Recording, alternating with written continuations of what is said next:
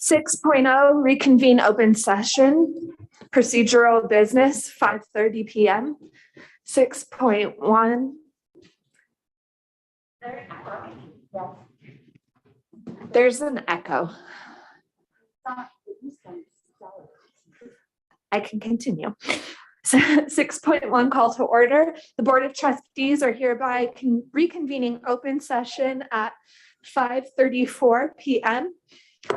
6.2 roll call. Trustees to identify themselves by first and last name to formally establish quorum. Dr. Natalie Lindeman, trustee area 4. Dr. Bill Mellinger, trustee area 1. Dan Ridland, trustee area 2. Cindy Gardner, trustee area 3. Jordan Zarate, trustee area 5, Running Springs, Arrowbear Lake, Green Valley Lake. All 5 members are here and quorum's established. 6.3 Pledge of Allegiance to be led by Tori just shook her head. Tori Burke.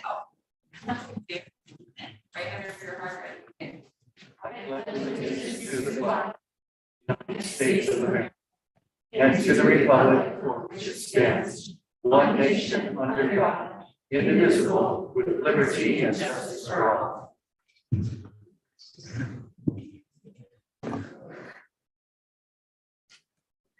7.0 closed session report. 7.1 announcement of reportable actions taken during closed session. The board approved and a 5-0 unanimous vote for student stipulated expulsion number 17749-2122. The board approved in a vote 5-0 unanimous decision to approve the settlement agreement for OAH case number 2021-110470. The board approved in a vote of 5-0 unanimous vote to accept the resignation of employee number 2607. 8.0 public testimony. 8.1 public comment period for items listed on this board agenda and non-agenda items within the subject matter jurisdiction of the governing board. The public comment period is administered by state law and is the point in the meeting set aside for members of the public to share their opinions with the board. Open meeting laws do not permit the board to engage in dialogue or answer questions. Protocol for speakers. Any person who wishes to address the governing board on closed session agenda items must complete a green speakers form and submit it to the executive secretary to the superintendent before the meeting is called to order. Individual speakers are allowed 3 minutes to address the board on each agenda item. The board limits the total time for public input on each item to 20 minutes. Speakers who have complaints against the board members or staff are encouraged to seek resolution to those complaints by using the Rim of the World Unified School District written complaint procedure rather than orally addressing them at the meeting.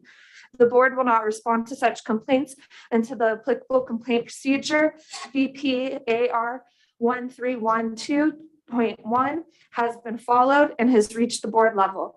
Where a complaint concerns a district employee identifiable by name, position, or other facts, the board cannot respond until proper written notice has been given to the employee pursuant to Government Code Section 54957.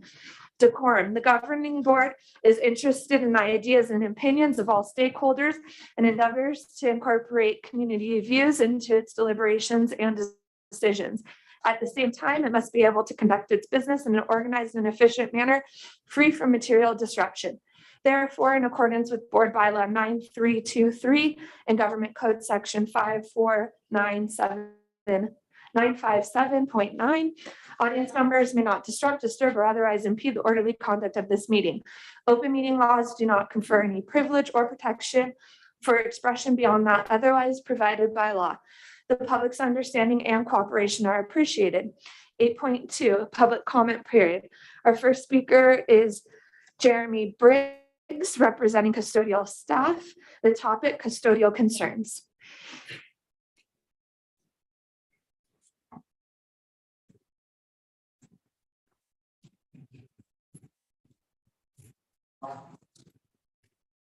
Yes. Right, which not here. Thank you all for your time. My name is Jeremy Briggs. I'm a custodian here at Room High.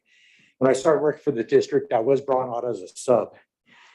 When I first got this job, it really felt worth fighting for and holding on to. When I finally got the long-term contract, I really thought it was a sense of pride and accomplishment. Now, granted, my job may not be the most glorifying. My coworkers and myself risk our personal health and safety every single day. We are the ones who give all faculty at every school, including the district office, a sanitary environment. We are the first ones in and last ones out. And since the start of the pandemic in February 2020, we have get additional work every time there's a mandate. We are understaffed. We are very overwhelmed with added responsibilities from additional sanitation processes, clerical responsibilities, having to fill out sanitation sheets, having to do fire extinguishers. This all takes time out of our day. Here at the high school alone, we are down to 3 custodians at night.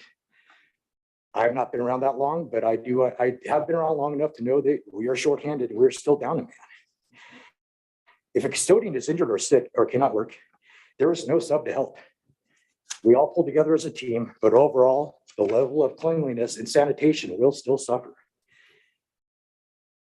So to cut to the chase, inflation is at the highest level it has been in over 40 years. In case of you that have gone to the grocery market or gone to get a gallon of gas lately, you might want to look at your previous credit card statement to see what you paid before. So what I'd like to drive at is really just bottom line, there is no incentive to stay loyal nor even apply at this point. This is a rural school district by official classification. That is why we don't have to wait till 8 o'clock in the morning for our teachers to begin educating students next year. Statistically, it does cost more to maintain a home, to live in a rural area. It does cost more to keep food on the table. I myself am a family man myself. There are many custodians, including myself, that take pride in what we do. Please take some pride in your custodians for all the hard work we do to keep the doors open and the building safe for our faculty and students. Custodians' rate of pay has been grossly neglected for too many years. It's time for a real solution that allows people on the front line of the school district to keep a home and to keep food on the table.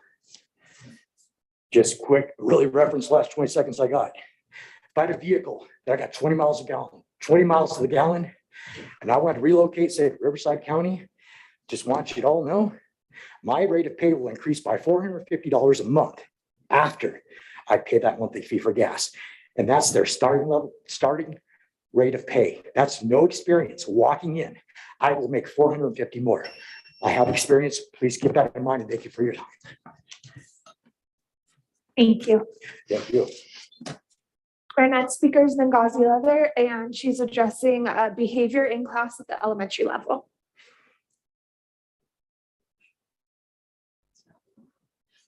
Good evening. Oh, there he goes. Good evening. I'm here to talk about my class. I work SDC. If you don't know, that's a special day class. My students, they have high needs. They're all behind in academics. And because of the coronavirus, they're behind in their social development as well. The last few weeks have been really tough. My class size should be 8, to be honest. But right now it's doubled that at 16. Half of them have intense behaviors, and on a daily basis, I'm usually holding someone. Mr. Hamilton can tell you on a daily basis, I'm holding kids, I'm calling him. I have 2 trained aides in PCM, but one is pregnant and the other one is elderly. So really it falls upon me to essentially deal with these behaviors.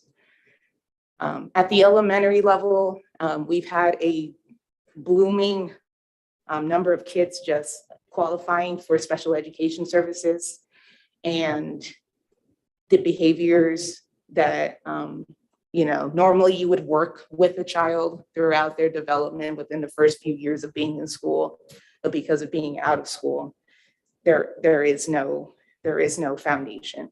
So I'm currently working with that. At the middle school and the high school level, there is an ED class, or there's a class to address behaviors. And just to let you know, 16 is not the cap. I keep hearing of this student needs the support. This student needs support. I can't deal with this student. How do I deal with this student? They're going to be an SDC soon. And at the moment, I'm like overwhelmed. I am a special ed teacher with years of experience in all different kinds of settings. I've worked with kids from age 4 all the way to 22. And this is probably one of the toughest jobs that I've done within the last 4 years. I can literally go wherever I want. I keep getting told, you're a unicorn, you work special ed. Yeah, I have a master's degree. I'm Google certified. I've worked in multiple settings. So if I leave, I can literally go wherever I want. Our elementary level desperately needs a behavioral class. We need a class dedicated to dealing with behaviors, not addressing academics as a focus, and making sure that our kids have a good social relationship with those around them. Thank you. Ngozi, if you'd like to stay, you're next too. 8.3 RTA and CSEA representatives. RTA, go ahead.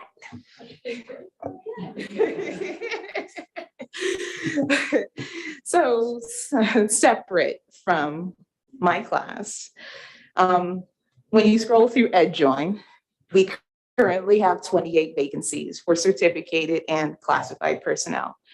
And I know that's not the complete list of total holes within our district. Throughout this school year, we've made sacrifices, compromised our quality of instruction, and have waited for the district to show its appreciation, but have come up short. I'm going to be blunt, and please don't take this personally, but in the aspect of retaining talent and making sure that we attract new employees to the district, that does not seem like a priority for our board. The reoccurring statement I've heard from countless colleagues is that the district has been going in the wrong direction for a while, and I don't see it becoming better. And that is unfortunate because I came into the district just a few years ago thinking, things are all good. We're going to have an awesome time. I'm going to stick with this district. But I keep hearing that and hearing that and hearing that. And you have to wonder where those feelings come from. That's not something to be proud of. It's not something to celebrate. It's a warning sign to our board. And unfortunately, I feel like you're not paying attention to it. We have our parents asking us why we have inflated classroom sizes, why their students aren't making academic progress, and why the district isn't paying our certificated and classified staff more. And we have some reasons to give, but the ultimate response is that the district doesn't care. After going through some numbers last week, we found out that our district has a little over 12% reserve. That is $10.2 million. You can't discuss fiscal insolvency and talk to us about fiscal insolvency as if we don't understand what that is. We're adults, we're professionals, we understand what it means to be fiscally and financially insolvent. But via Ed Code and what we follow and what our board adopts, we need just a 3% reserve. And that's just $1.7 million. With the cost of a comparable wage, along with a one-time bonus, that would only cost a little over $1 million. Okay. If you say that teachers are priority, you're saying that we can't have a little over $1 million to keep the district running, continuing to educate our students and providing some of the social framework and essentially the only place for some of these kids to essentially function and to essentially live their lives. Many of us are second parents to our kids, and you're saying that that means nothing. We're going to pay you slave wages. And we expect you to keep working just for the love of the kids. The love of the kids does not pay the bills. The love of the kids is what keeps us here, but it doesn't keep us here for long. Thank you.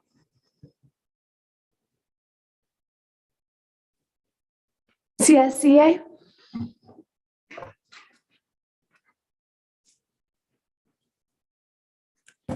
Good evening. It's so good to be here.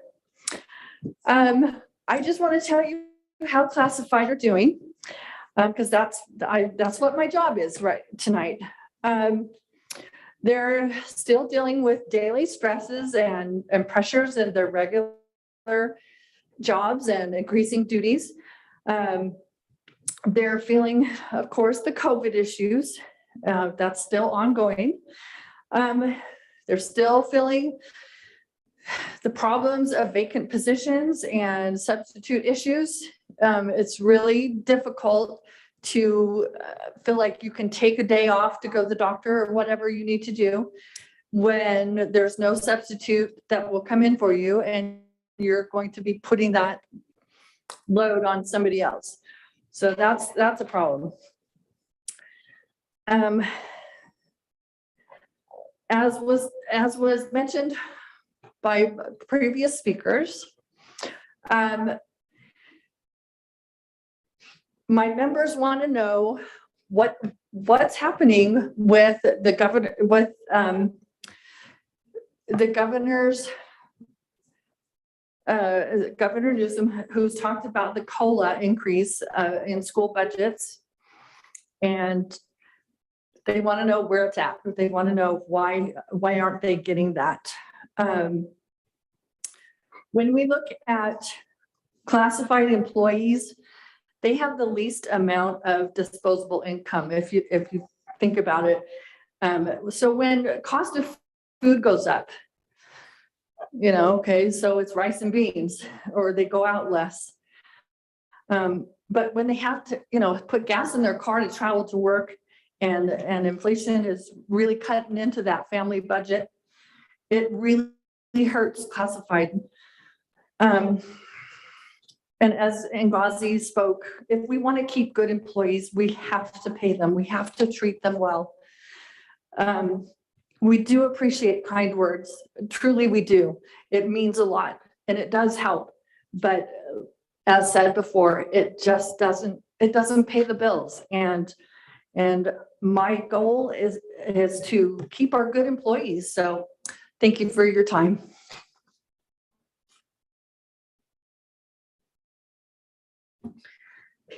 9.0 governing board members reports and announcements. 9.1 governing board members. Jordan, would you like to begin?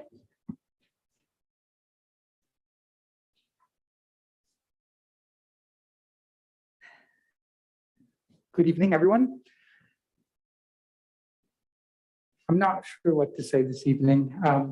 It's been a very difficult end of year and beginning of year for myself personally, and I know for some other folks as well. I am optimistic about the future, but things are tough. We have a superintendent that is retiring and leaving, and we'll have to have a new, we'll have to find somebody new. We have introduced a new associate superintendent, and with these changes, there's opportunities, of course, but it also is difficult, to see folks come and go, over time.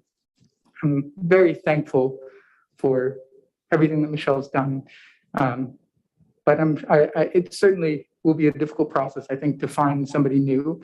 I'm looking forward to that process overall, and I am looking forward to reaching out to some folks. I did receive some emails. I think we mentioned them at the last board meeting as well, and I did reply to a lot of those, offering to meet and to chat and to talk through anything. I know there's lots of new information coming out in regards to the governor's. I know that he had I believe, press conference planned for today, but I was already coming here, so I don't know what that entailed. But there's been a lot of changes in that regard, especially when it comes to reopening, keeping schools open, how we will deal with the pandemic moving forward. Since vaccinations have not been available to school-age children, different rules seem to be applying to our district and K-12 schools. So just figuring all of that out, it's been a lot. But again, I welcome the opportunity to speak with anyone. If you'd like, we can always meet before a board meeting. We can meet after board meetings if you stay that late. And we can meet any other day too. I can make some time for that. But I just want to reiterate that we are all available to speak one-on-one. Board meetings don't tend to be the place where we can have a lot of discussion or back and forth. And I know a lot of us have a lot to say and a lot to share always. So if ever you're curious, I know I would welcome it. I'll leave it there. Thank you. Thank you, Jordan. Jordana?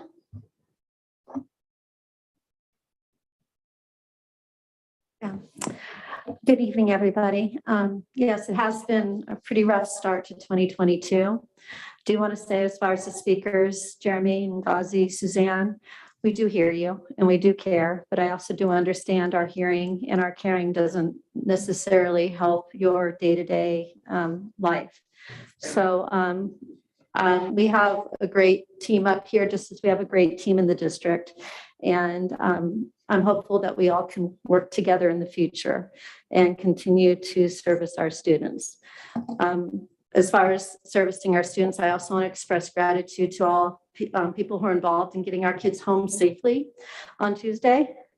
That storm hit quickly and viciously, and a number of folks went above and beyond, as our district employees tend to make sure everybody got home safely, especially with having buses, having difficulties and the like. There was some extraordinary behavior, which is happening on a daily basis in our district.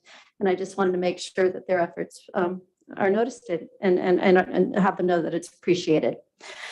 Also, last board meeting and then through email recent week, we've received a lot of commentary with the light bulbs as far as RTA. And again, just want to acknowledge that I did go to the district office, I think others did as well, to get a closer look at what teachers are, how they're being burnt out, basically. And again, that message is coming through.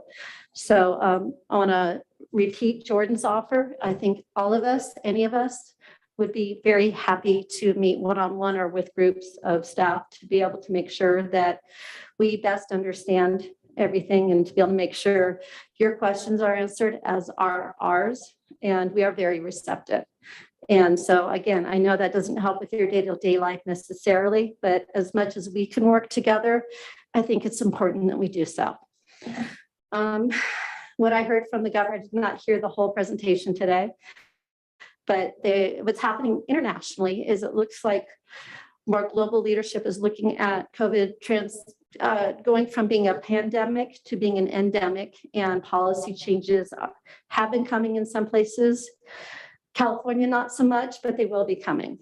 So what I hope for on this mountain, we adults are gonna have to work hard at it to make sure our kids also behave well, is making sure that as we navigate through trying to get life back to what it was a couple of years ago, is that we are listening to each other, that we're civil in our discourse, because there are heightened emotions. There's people who have been living with heightened stress for the past couple of years, and we're probably dealing with symptoms similar to PTSD and being concerned about illness. I know a close friend of ours lost their grandfather day before yesterday to COVID. And there's still a lot of people who are suffering, but we also have students who have been silently suffering because of having to deal with the continued fear and policy that we've had. We have heightened stress among our students, and we also have a lot of different deficits that we're working hard to make up. And so as much as we can have conversations, and even though if we may not necessarily agree with each other, make sure that disagreements are listened to, and then hopefully we can come together to make sure what we're navigating through in the coming weeks and months, in looking at what we're doing with masks and vaccinations and how we get through our days, that we're working together to best serve our students. So our community is wonderful, and we need to make sure we come together and serve our kids the best we can. So I just ask that of everybody. Thank you.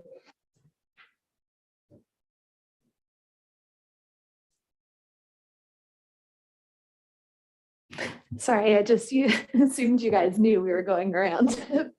Bill, would you like to go next?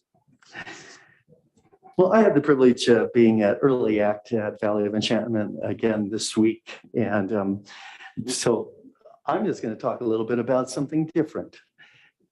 Our students are incredible.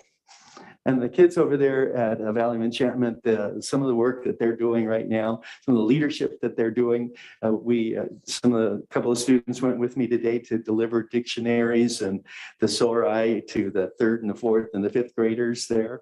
And got a chance to go into several of the classrooms. And one of the fun things was we talked about the word nice.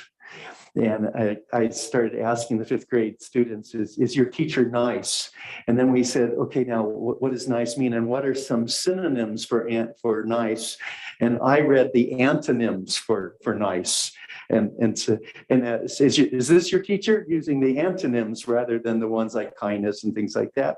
And it was really fun to listen to. In each one of these classes, the kids were speaking with such high regard for their teachers. And it's just special to see that. I have to say, I read the light bulbs, every single one of them, and have gone back over some of those light bulbs. I got the list from the high school that was of additional notes that were not included on the light bulbs. I actually had to ask for the list to come in a cleaner way because we could only see half of the notes. And I read every single one of them. I do take note. I am listening. I think one of my biggest frustrations, I have to confess, is that as a school board, I don't think we have the tools to fight some of the things that are causing the problems for us. The state government has controls that are causing restrictions on us as a school district. And I'm going to be really frank with you. I'm one who would be right probably with those parents who would be out there saying, get rid of a lot of these restrictions. I'd probably be out there protesting. I might be one of the people who would have been here tonight with protest signs. And so saying that says it's even harder for me to sit on the board and know that we are hindered from being able to respond to certain things in our world right now. And that's frankly extremely troubling for me. I just want to say that I appreciated the time today on the campus again. And I appreciate our teachers, are certified, are classified, and I see smiles. And I know that even though you're hardworking, by the way, I do want to say that we had a speaker at our Rotary Club this morning. I know he's a bit of a challenging person to be around, but he had some interesting things to say about intervention and some work that he's done in a master's, I believe it was, in intervention. And I think it's time for us to get ahead of the game. As tired as we are, we've got to be looking at how we can do intervention for the future. What we can do, because our students, as we all know, some of them are 2 years behind, academically, emotionally, all those kinds of ways. We've got to be looking at the interventions we can do today and 3 years down the road. And I just got to say, Bruce Hamilton has some interesting experience in that regard. And I appreciated the time with him this morning.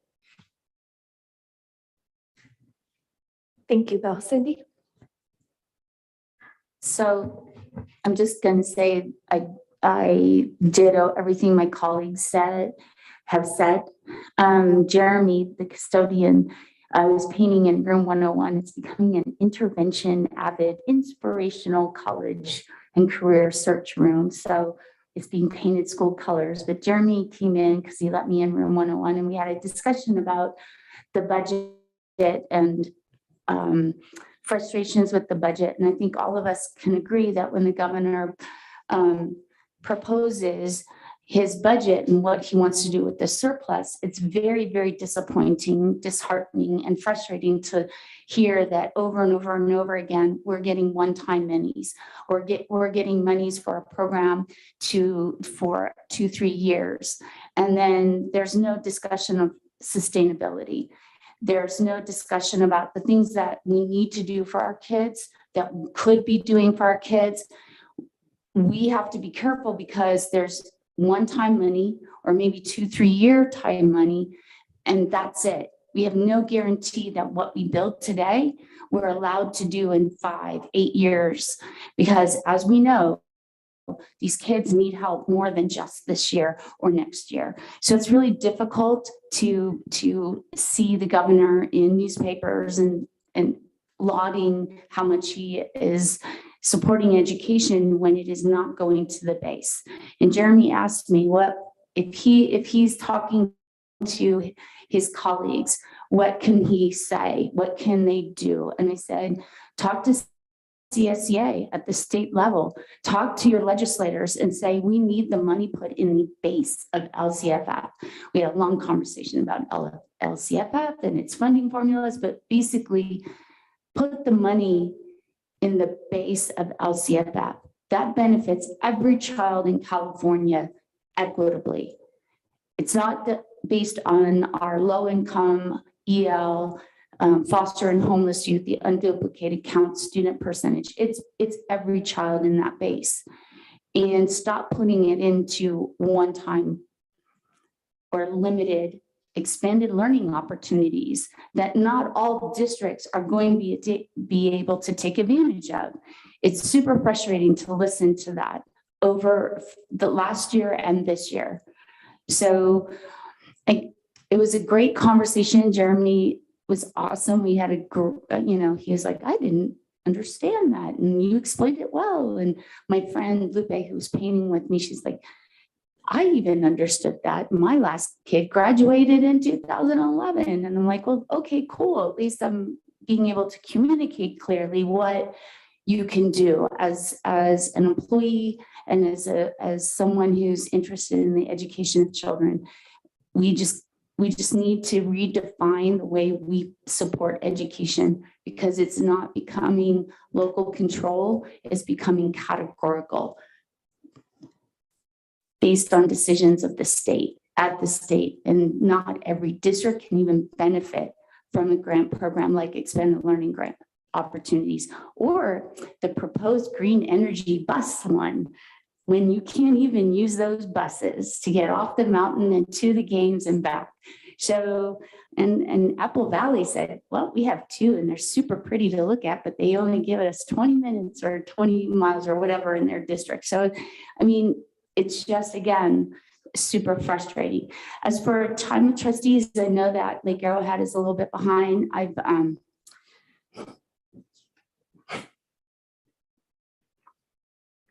2022 sucks. And I'm a little bit behind on some things, and I'm so sorry, but if I can just have another couple weeks to sort out my personal business, it would be great. Our shop burned down, and my husband's at Cedars right now discussing options for his heart, because I guess the surgery a year and a half ago was not done well. So if you give me a couple of weeks, we'll plan time with trustees and we'll get together. And because the last one with Natalie and I and the 22 people in the room went really, really well. So we'll have another one, and everybody can have a conversation about masks or vaccine mandates. And I'll talk more about that in my legislative report, because there was a lot of conversation in Sandaps. By the way, I'm going to Coast in April. That's the AGSA and California School Boards Association's joint effort, and we'll be several days on Capitol Hill speaking to legislators. Karen Gray, who's our director our regional director for San Bernardino County, she's going. So she and I are already talking about bringing the talking points of our county and our stories of our school districts there. Yes, we're supposed to leave the CSBA talking points and talk about the state issues, but we're going to go ahead and sneak our own little leave behind for Sandabs in our talking points, which includes transportation. Thank you very much. But we're gonna do our own leave behind and talk about our own stories. We've agreed to represent San Bernardino in those meetings really well. So we're excited about that. There's a plan of attack at the national level. And then, of course, CSBA's legislative week is coming up in March. I'm signed up with that, have talking points for that. And as always, Jenny always provides me an update with our budget little snapshot.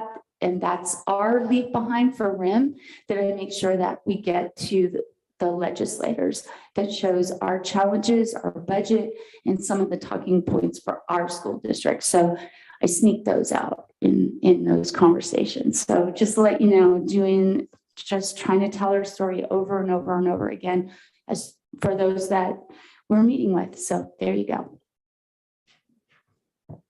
Thank you, Cindy. I'm trying to not take what was said earlier personally, but it's extremely disappointing to me that the perception is that we don't care. None of us would be sitting here if we didn't care. This is not a fun job. It is not an easy job. It's not a financially rewarding job. We do it because we care about our district and our students. And I went to school here. My husband works here. My husband's a coach here. Both of my kids go to school here. Personally, I'm invested in the district, but I also care about all of the people that are my neighbors, that are my friends who work in the district. And this is what keeps our community alive. I choose to live here because I love our community and the people that give to our kids and try to make this a better place. So it does hurt my heart that there is an impression from people that I'm one that doesn't care. I don't know where that comes from. And I would like to hear more about it. You know, we all are always available for phone calls, for emails, for, again, coffee, whatever it be.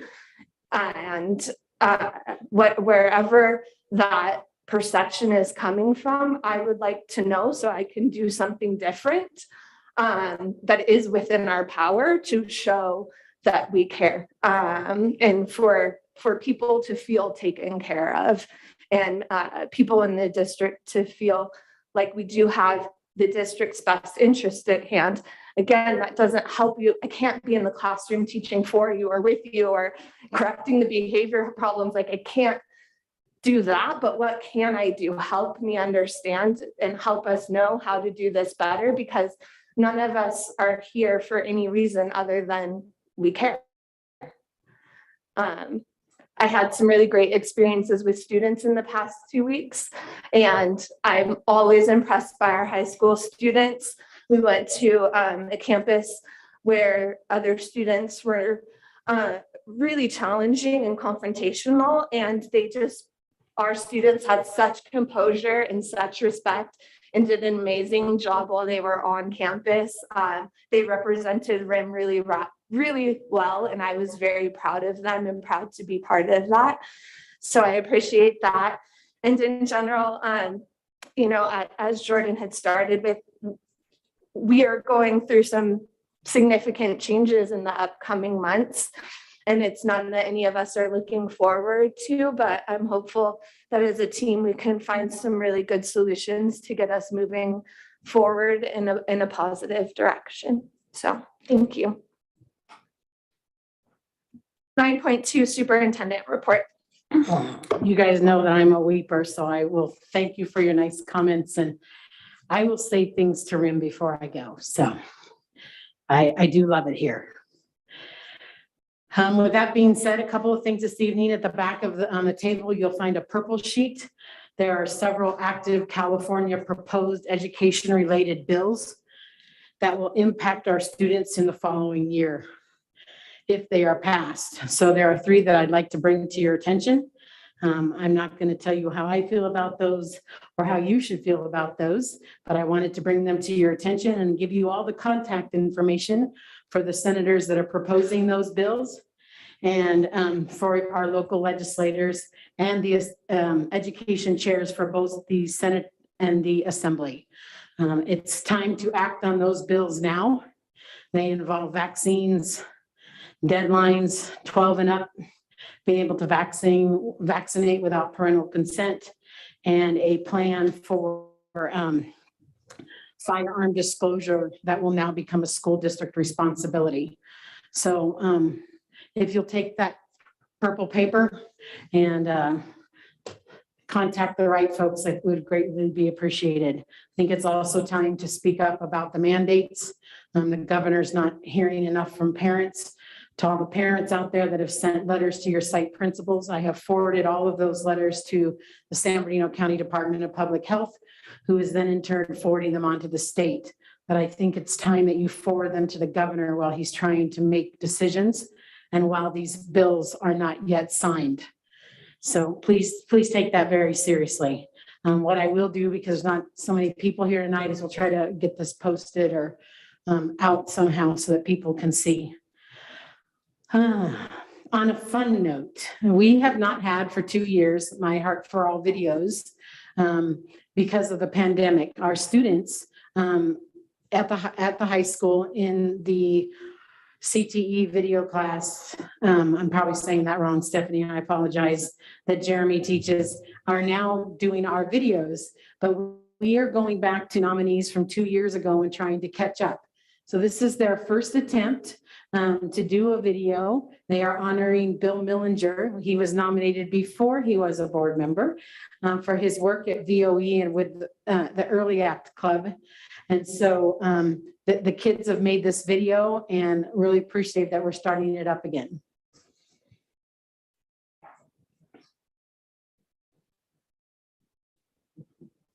There should be sound. Important asset to our community. Hi, I'm Bill.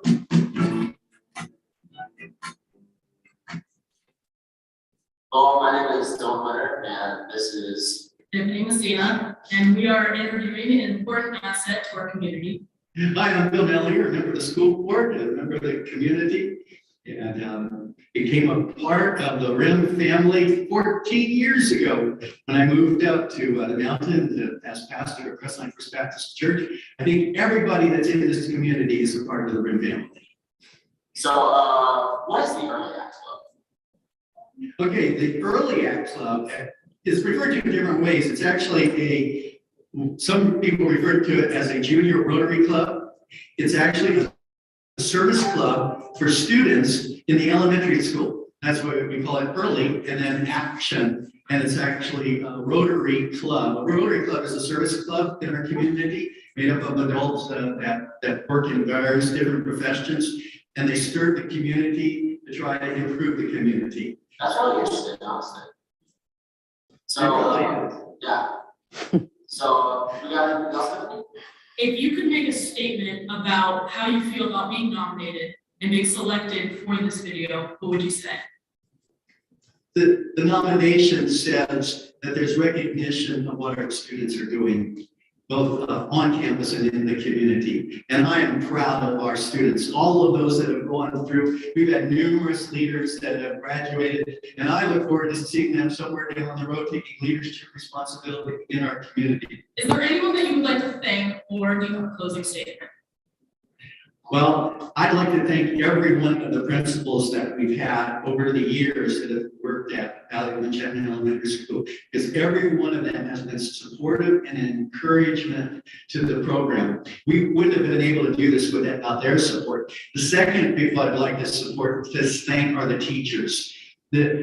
Again, not only do we have to have the permission of the school and the principal and their assistance in making it happen with scheduling and all that, but But without the teachers, we wouldn't have an early ed club. We have to have school teachers, classroom teachers who are going to give up their personal time, both during the day at their lunch break, as well as other times when we're doing projects like when we did the signs around the lake. They were out there digging the holes with us and helping us put them in the ground. They helped build them.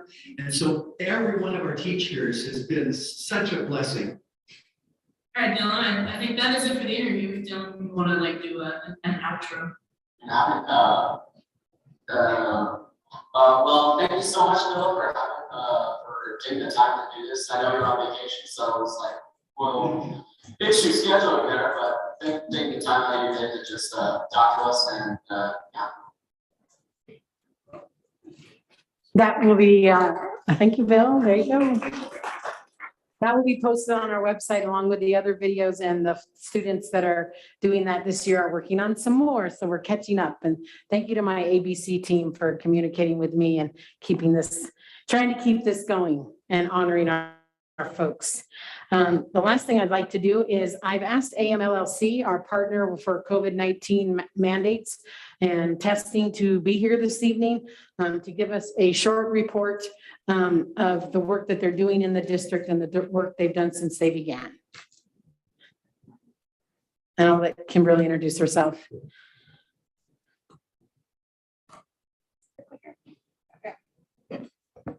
Hello and good evening. Oh, sorry, it was long. Hello and good evening. My name is Kimberly Wilkinson. I am the project manager for the COVID support team with the Rim of the World School District. So AMLLC and Rim of the World School District have become partners in public health. AMLLC supports public health by designing and delivering innovative, comprehensive, and scalable solutions through public-private partnerships. It is our mission to create equitable pathways to positive health outcomes through sustainable models and programs serving all communities in this generation and the next. We value integrity,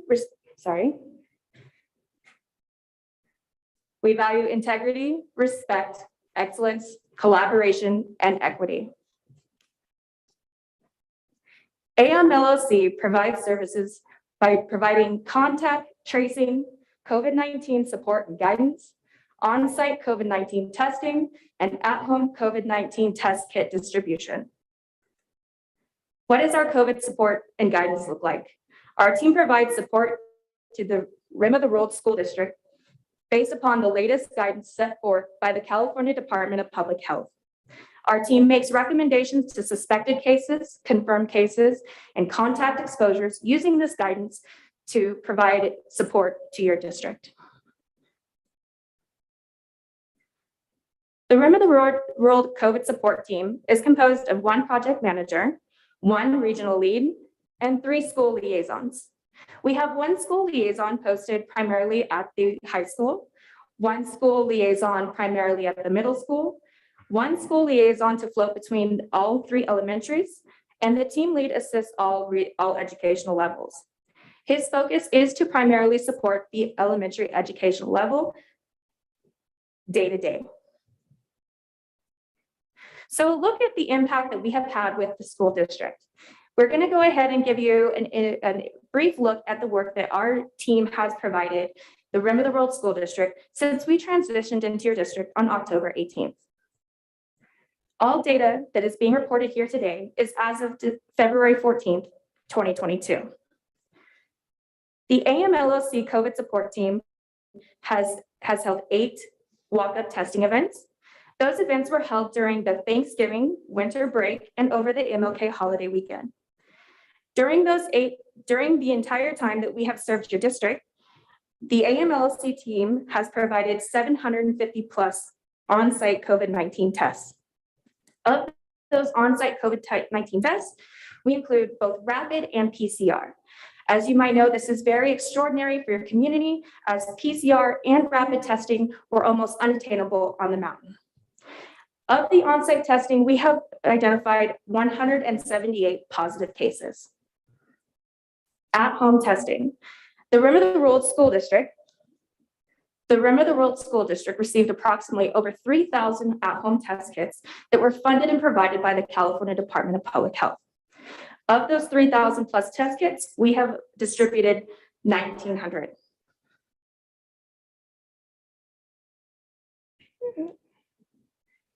Confirmed cases. So this is a chance to really kind of explain the total impact that we've had with this district. Oh, I'm sorry, I've gone a little too far with the, here we go, cases and contacts. So we've made 3,100 plus contacts with your community. That's 3,100 community contacts, both with suspected, confirmed, and contact exposure notifications. We have logged 4,300 plus minutes using our telephony system, Ring Central. This 4,300 total does not include the time that our liaisons have spent on the phone in the classroom. We have confirmed 378 total cases within your district, staff and students. And we have identified and tracked an additional 456 suspected cases. When I speak of suspected cases, we speak of cases that were showing symptoms that we investigated and provided testing to, and also cases who may have refused testing or tested negative. Confirmed cases. Of those 378 cases, you have had 279 cases that were student cases. And even more interesting, of those 378 cases, you have had 99 staff members, which is very interesting because there's only 350 approximate staff. So during the week of 1/10, so January 10th through January 14th, our team tracked 108 positive cases, which is a very impressive number. Our team did the best that we could to make sure that we supported your district in the fullest capacity and provide contact exposure notifications throughout the evenings. Looking forward, our team will continue to support the Rim of the World School District by providing guidance and support by that latest guidance set forth by CDPH. We want to thank you for your partnership with AMLOC. We look forward to serving your district throughout the end of the school year. Thank you for giving us the opportunity to share with you the work that we have done. Does the board have any questions for Kim? Yeah, I do, because it was raised by a community member with me, is the privacy issue. Because we're using an outside source, they feel like there's a breach of confidentiality, a breach of privacy, all of that. So can you just address that? Because I know it and I can answer their question, but maybe we should have it on record for all the world to hear on Zoom. I mean, on YouTube. Thank you, Cindy, for raising that concern. Our team has all signed confidentiality waivers. Our team has been fully fingerprinted and vetted through the same fingerprinting system that your classified and certificated staff have gone through. And also part of their contract are following the confidentiality rules that they must follow, like districts do. Correct. Maybe you can answer this, but what do you attribute nearly a third of our staff coming down with COVID? When we're doing all the things that we're trying to do, we're doing all the masking, all the limiting of things, all the restrictions. What do you attribute that to? Thank you very much for asking that question. My name is Dr. Godwin Oke. I'm the Regional Director for AMLOC for the Squad Program, and I'm also an epidemiologist. I know you are trying your best as a district. This is one of the unique districts where we work across Southern California. But specifically, your teachers, staff members, they're still members of the community. So you can do everything you can at school, but they'll still go home and you have no control at that point.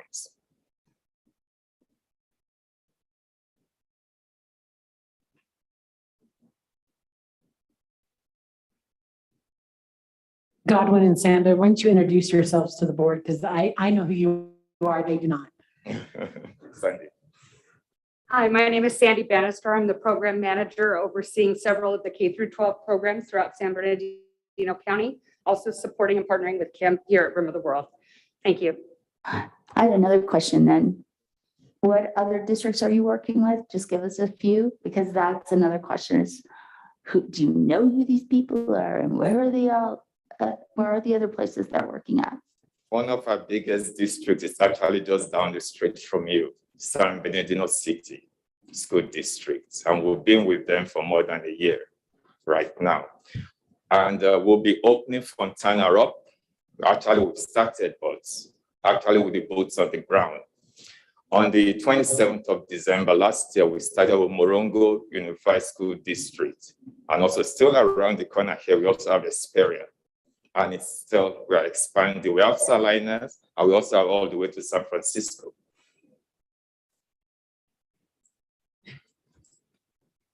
I know there's been frustration on campuses because of the number of different people that get quarantined.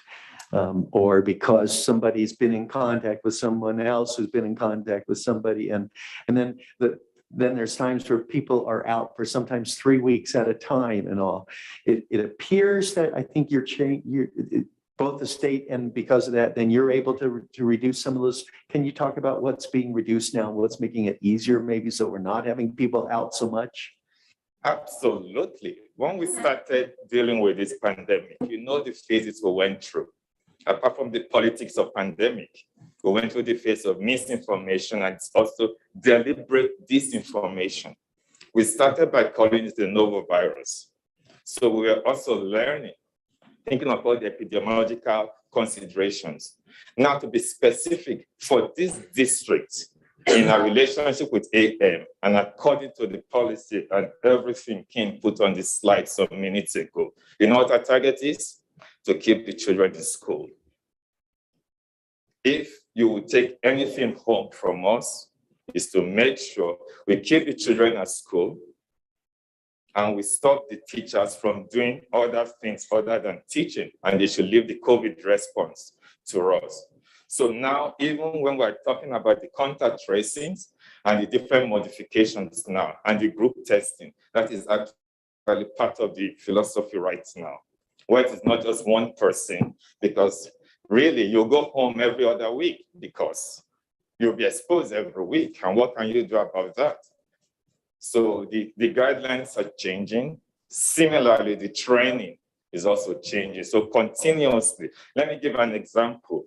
During the MLK holiday, just a few weeks ago, people thrilled it, but we brought all our staff on ground. And they came here just to learn the new processes and the new protocols. And from spring break, we probably will do the same thing because of an update, because what we knew last week has already changed. But the focus, the philosophy, and the agreement, and what we should tell the community is to keep our children in school to learn, not to close schools.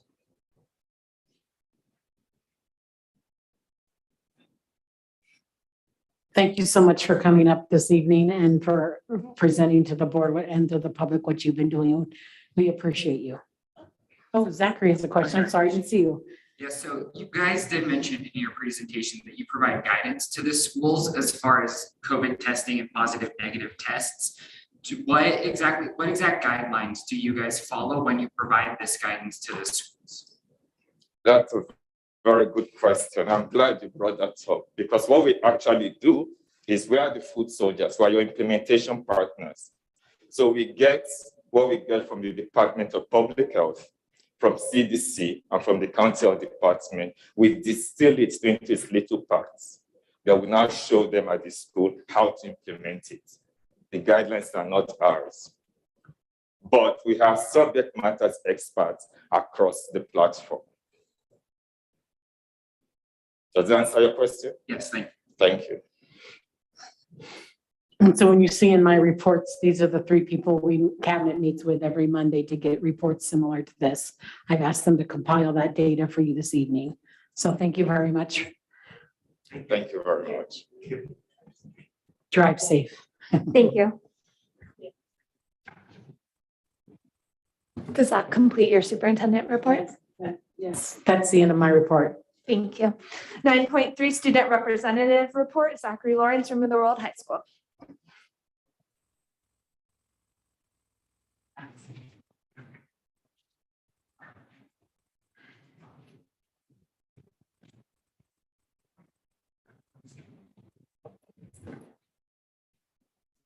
Alrighty, hello, everybody. Going to just jump right in to my report.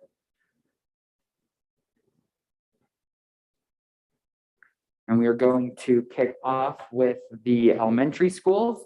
They have begun their Read Across America event at all 3 elementary schools. And their Meet the Masters program has begun as well. Their first artist was Vincent van Gogh to educate students on different artists throughout history. CHE is hosting their book fair next week, and the second trimester ends February 25th for all of the students that are participating in their trimester benchmarks at the elementary schools. And the RIM Ed Foundation grants have been given to the elementary schools. CHE and VOE both received new books for their libraries, and the LAE received a Leader in Me annual membership, and their VOE leadership team will be attending the Avid Summer Institute later this year. And for MPH, their first LCAP goal with instruction, student learning, and professional development. All of the MPH departments met today to work on their assessment calendar as well as their pacing guides to help develop a better curriculum for their students in their instruction. The STAR assessments did take place earlier, I believe this year or earlier in the school year. And the MPH teaching staff will be reviewing the most recent test scores in order to optimize their students' achievement. And the next STAR assessment window is coming up soon, March 14th through March 25th. Their second LCAP goal, student safety and PBIS. The MPH counseling and administrative teams hosted an assembly earlier this week on the PBIS expectations at MPH. If any of you would like to see that, that will be under the PBIS tab on the MPH website. And they also, as I've reported on before, the PBIS incentives program is just booming this year. They've had record turnout, record redemption for their PBIS points in Lion Loot. And for their third LCAP goal, for engagement and equity, the Steps to Success CASP parent meeting will be hosted on March 16th at 5 p.m. via Zoom. On to the RIM update, the SPSA first goal is to have a more equitable and more rigorous, relevant, and engaging learning experience for lifelong individual success for all students at the high school. 2 of our AP teachers will be attending the AP training this summer to stay up to date on all of the curriculum and new, updated, old, just all of the course material going into the 22-23 school year. And for the Avid Summer Institute, the Avid elective teacher team will head to San Diego this summer for the first time since the beginning of the pandemic. And the Avid team has 3 new RHS elective teachers. So the Summer Institute will definitely be able to help better educate those teachers to be, as beneficial as possible to the students going into next year. For SPSA 3, the Rim of the World will provide a high-quality physical environment for students and educational partners to enjoy safe, respected, and positive connections and experiences. RIM will be handing out pride cards to students that exhibit positive PBIS behavior, including readiness and involvement, as well as determination inside the classroom. Those cards will be handed out by teachers and then will be redeemable in a raffle going into the 4th quarter by our administration at RIM. We have also been working with Mr. Malone over here to add more cameras to the RIM campus to just amp up our security, as well as we will be installing flat screen TVs throughout the halls at RIM that will serve, we'll post digital signs. It will display the Scott Scoop that we have every morning during the 2nd period, and also post things like school calendars, important flyers, upcoming events at the schools. Nope.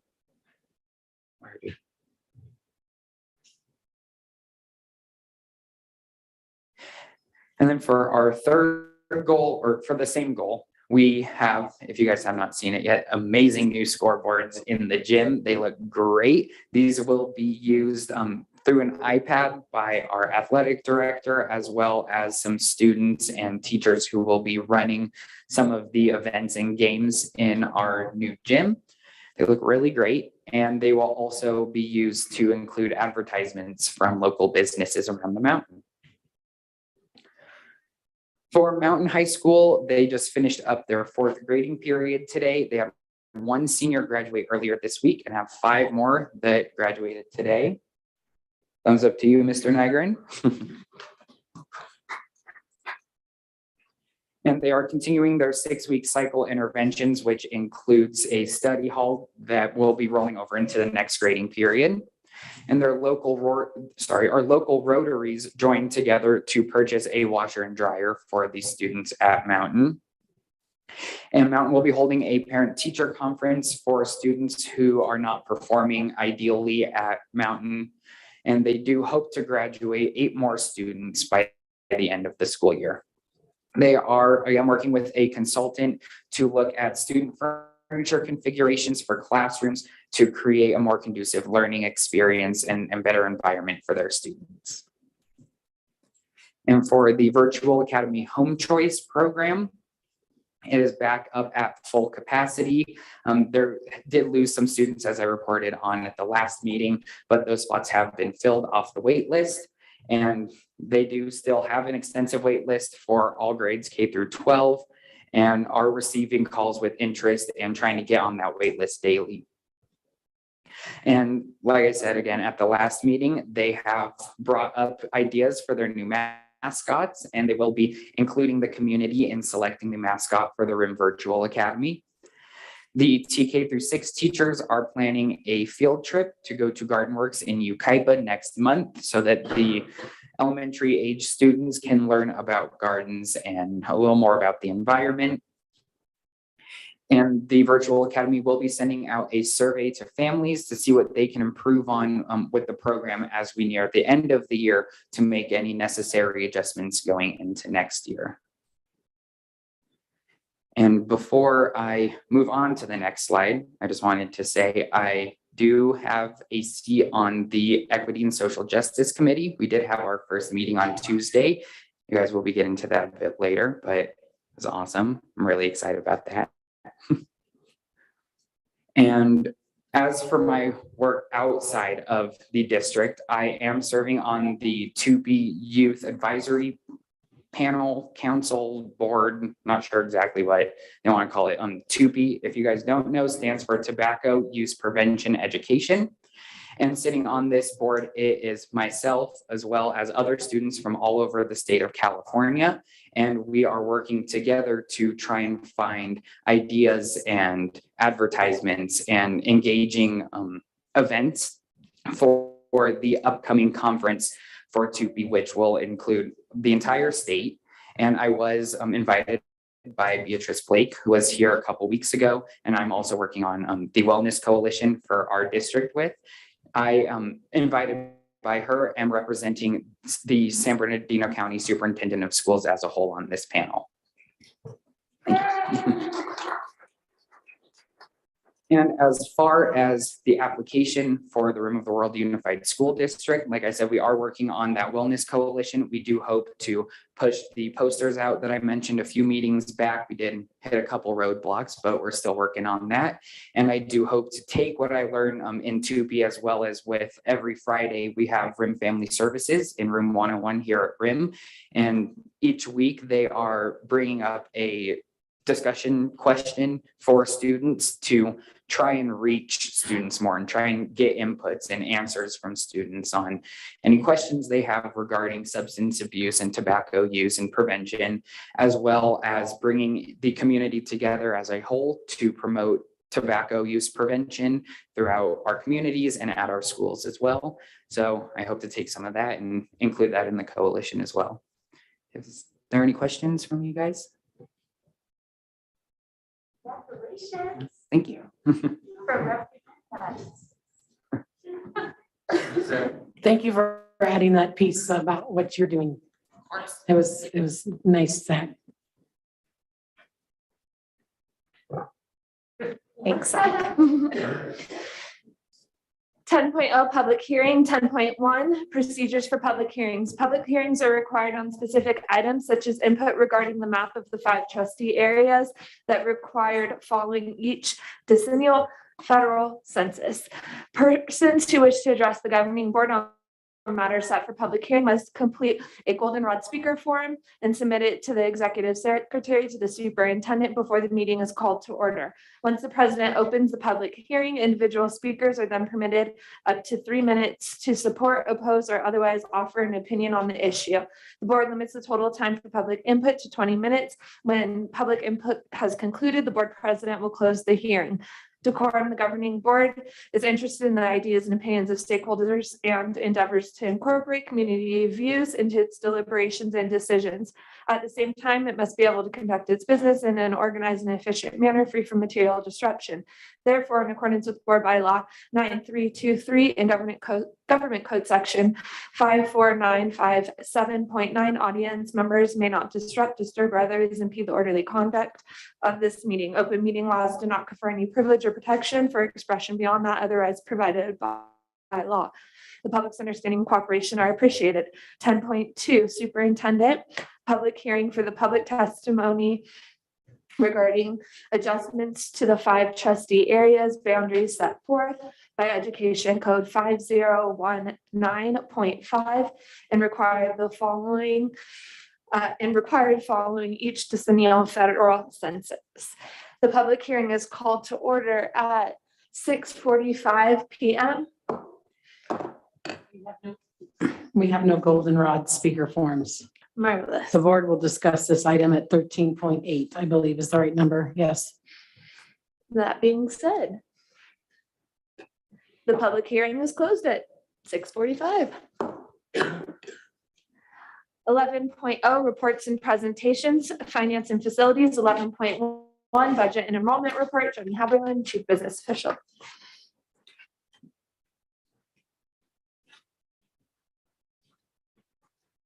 Remember, we took off this the next one.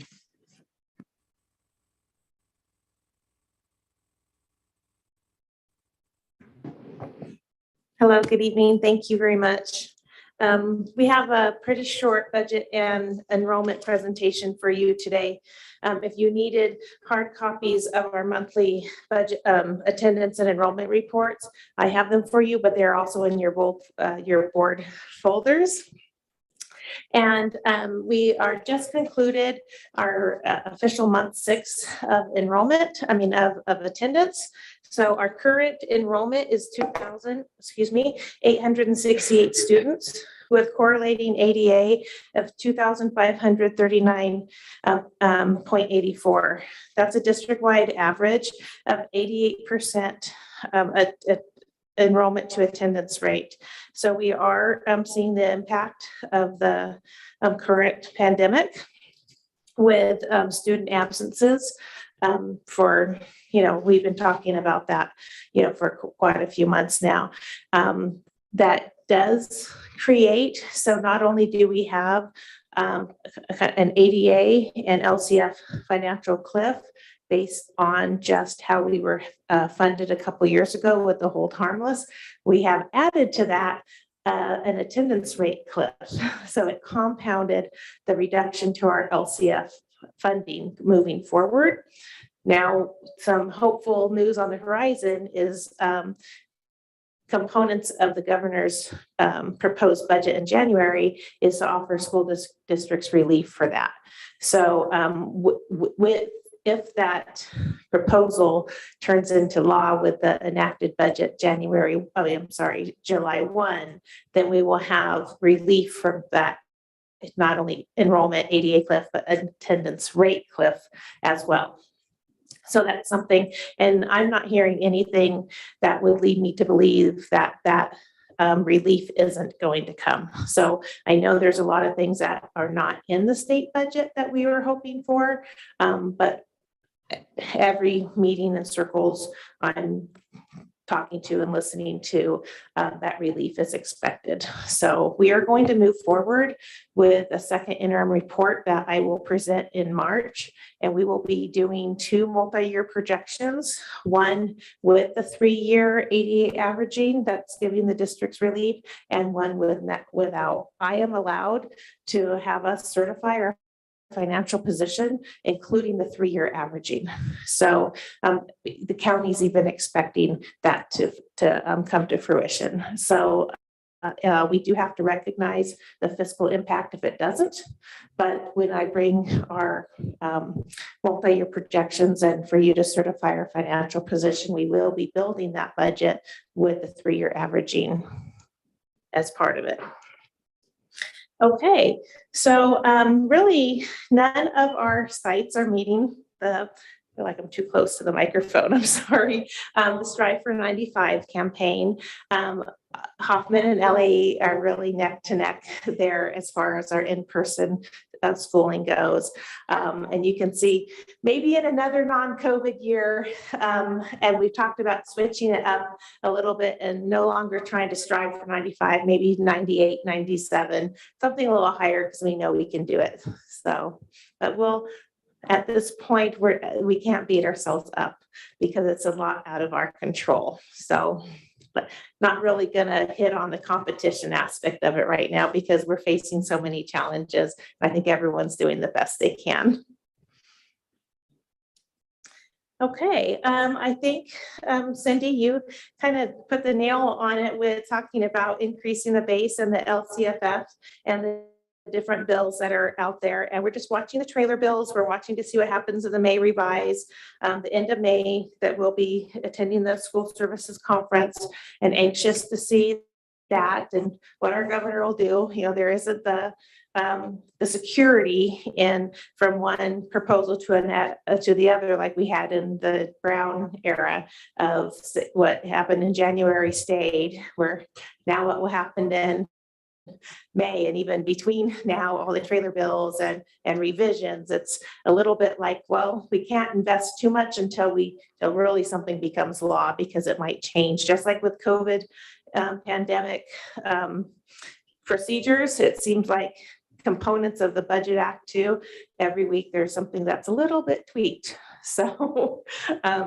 it's just interesting right now. So in your board folder as well, at times we had dedicated a whole board meeting to looking at the budget resource code by resource code. And for if you don't remember, the resource code is after the fund code, the first 4 digits of a 26 string account number. And that's really about where the money came from, like a Title I or a lottery. And we spent a lot of time in the past going line for line. This is what we in-house printing. This is athletics. This is library services. This is district office, K-3 education, unrestricted. And without kind of belaboring that, I did prepare that document. It's as of about a week ago. I won't be modifying it. There's just a couple immaterial tweaks. When I put the finishing touches on the second interim, it wouldn't really make any large differences. But we're using that tool because we've been asked a lot of questions about, well, what's your unspent money going to look like? How much is going to be left? What do you think you can squeeze out of there? So it had kind of a dual purpose. I wanted to get it to you. And as you look in your board folder, I've tried to make some notes on each of the programs, maybe the type of expenditures, the category of the funding. I've highlighted and put some red, maybe some notes of where we expect to have some savings fall out when we close the books, if everything were to stay equal and not have another piece of the roof fall off, Jim, things like that. So, but you never know, thank goodness that one is going to be an insurance claim, unfortunately. So, but anyway, just, and if, as you peruse that, if you have any questions, go ahead and just let me know. Call, email, meet. Okay, and that's it, unless you have any questions for me. Thank you, Jenny, for the budget by resource code and object code. Yep. Name all 26 digits and what they mean, Cindy. And I know it well. Thank you. But Tori's nodding her head. I think we're good. Thank you, Jen. Thank you. 11.2 for those following along was deleted from the agenda. 12.0 student learning and achievement. 12.1 provide the report for local control accountability plan, LCAP supplement update outcome data and expenditure and implementation data for 2021, 2022. Heather Dominguez, Director of Educational Services.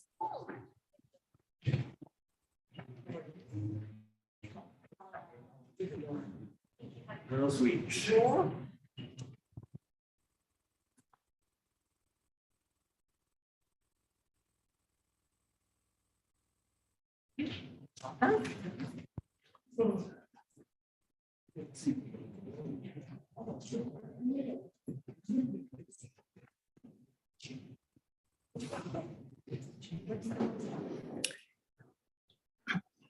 Good evening. So I have a lot of information that I'm going to try really hard to share in an abbreviated form as possible on a Thursday night before a 4-day weekend. So, you know, this topic, planned I that on thought the the calendar? timing of that. Who What? planned that on the calendar? I think I didn't look at the student calendar. Sorry. Before I get started, I want to just explain to you what's in your packet. A lot of the information this evening is challenging to do in a PowerPoint presentation. And so I wanted to give you all it in front of you so that you could refer to it now or in the future. So the first packet, there's going to be references to the metrics that we've identified in our LCAP and where we are at this point in the year. There's also going to be talk of our actions and services, what they are and where we are at this point in the year, as well as our budget, and then an LCAP supplement that we're required to do. So you have 4 different little individual packets on those 4 topics. So this evening's presentation is actually a result of section 124E of Assembly Bill 130, which requires LEAs to present an update on the annual update to the 2021-22 LCAP and the budget overview for parents on or before February the 28th of 2022 at a regularly scheduled board meeting. And at this meeting, the LEA must include all of the following. So you will see these items: the supplement for the annual update for the 21-22 LCAP, all available mid-year outcome data related to metrics identified in the LCAP, and any mid-year expenditures and implementation data on all actions identified in the LCAP. Did you just have to turn me down, Mark? Was I being a little too robust in my? All right. Did I go? Oh, yes, here we go. I liked this quote that I came about because our LCAP is one of our plans to try to help us improve our outcomes for students. So when you establish a destination by defining what you want, then take physical action by making choices that move you towards that destination, the possibility for success is limitless and arrival at the destination is inevitable. Although then COVID hits and puts a few little road bumps along the way. But here's our plan. So our mid-year update is going to look at our LCAP metrics, what outcomes are available, what outcomes are in progress, and what outcomes are still unknown. So what I did, like I said, you can't really see that on the slide. It's a little bit challenging. So that's why you have it in front of you. What I've done is I took the LCAP, which can be a very cumbersome document to navigate, and I transferred it into a template so that on the left side, you have the district-wide metric, what we're using to measure our actions and services. Then you have the next column, which is the district-wide baseline. So where were we when we started? The LCAP is a 3-year planning document. And so the far right column are what are our desired outcomes for 23-24 at the end of the LCAP cycle. And then I put in a different color in the third column over, what is the current status mid-year data as of February 2022? Now, if I go through every single data point, I think we'll be here for a very long time. So if you want me to, I can do that, or if I can just explain to you the report and the information that's provided, and then we can move forward. Okay. Yes. On the very first page of the LCAP priority one, this report, you have reduced for the second row, reclassify a minimum of 10% of, the third one, reduce the DF rates by 10%. Is that reducing it so that it's so instead of it being like, say, 42%, it's 32%, or is that reducing it so that it's 10% off, so it's reducing by an actual 4%? It's a numbers question. It would be the first one you said.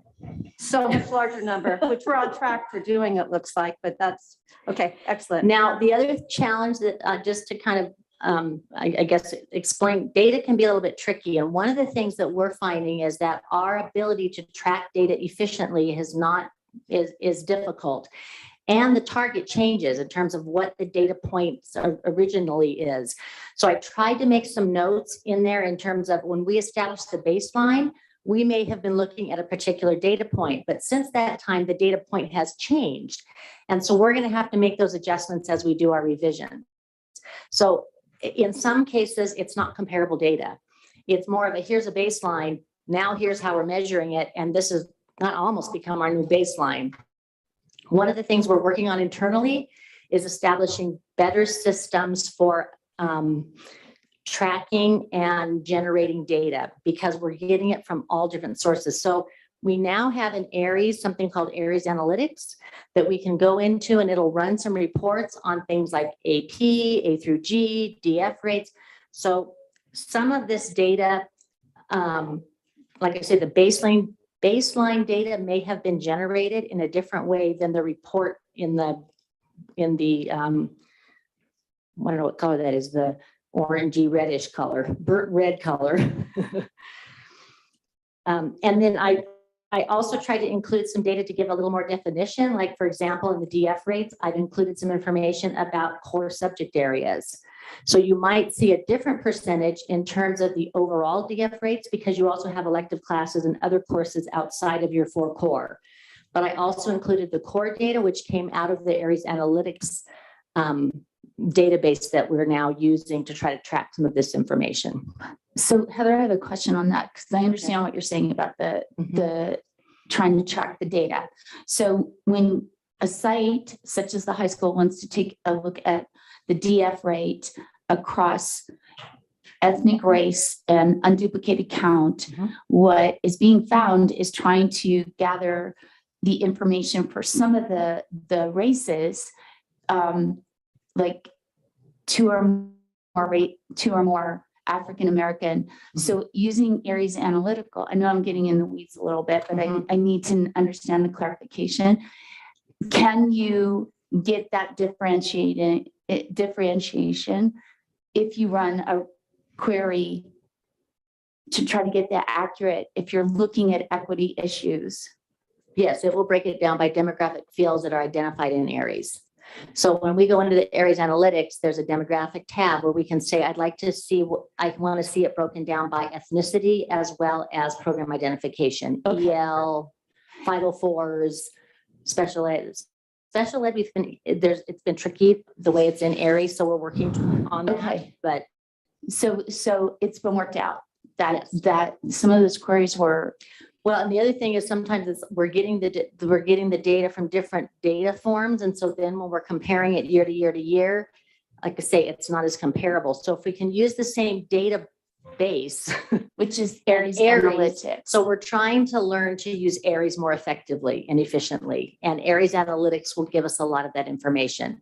So that's we're still learning about it. Yeah, but, that's what the high school was using all the years, is pulling the data from Aries rather than trying to wait so long for something from the CDE. And we can actually customize it to create dashboards based on the data that we want it to generate. Perfect. So Perfect. I am super excited that we're getting that kink worked out.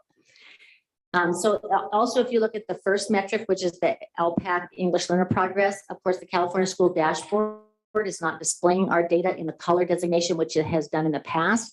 So now we're looking at it in terms of the proficiency rate on LPAC alone, which is a little different than the way it looks at it with the dashboard. So you'll see information about grad rate.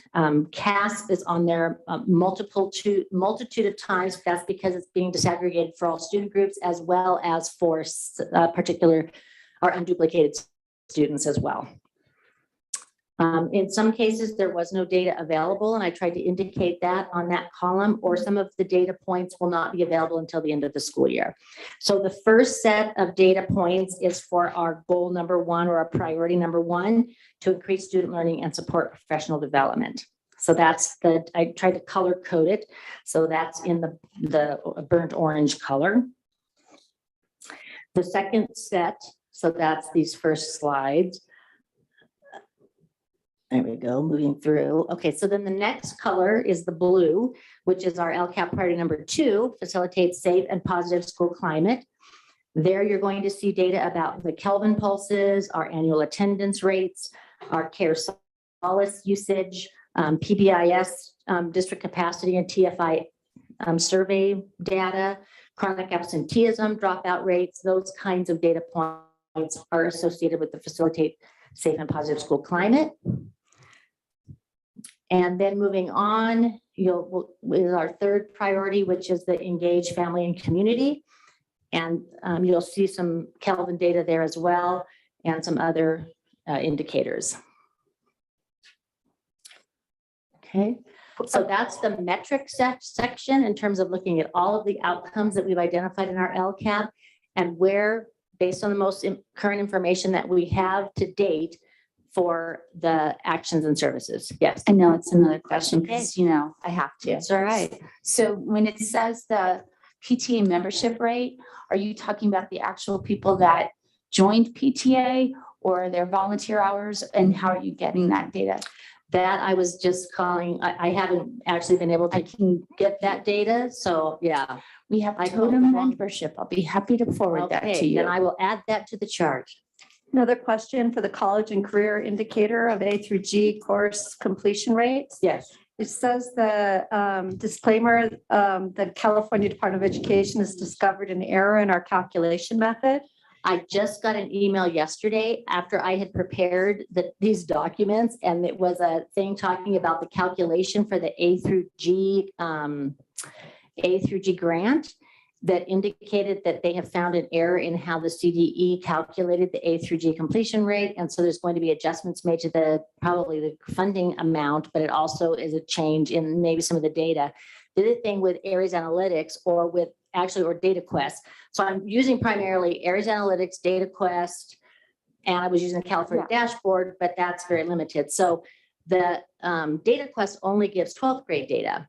And I know we've been trying to look at data related to our other grade levels as well, not just 12th graders. So I was having a hard time generating some of the information for the other grade levels outside of 12th grade.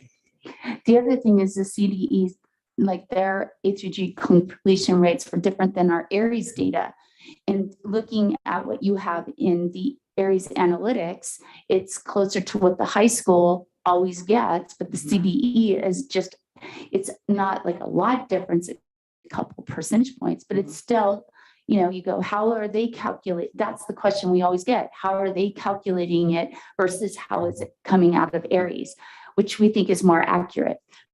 Well, the other thing is, as I was looking at the CASP data, is on the California School Dashboard, they take into account students that are continuously enrolled. So they do not hold us accountable for students who were not enrolled for the entire year on our campus. But the CASP data, I generated that from just the TOMS or from the CDE CASP website, which that's raw data, just the students who took the assessment and how they scored. It doesn't give any, it doesn't extrapolate those students who were not continuously enrolled. So those are two different ways of looking at the data as well. In addition, the California School Dashboard takes into account status and change.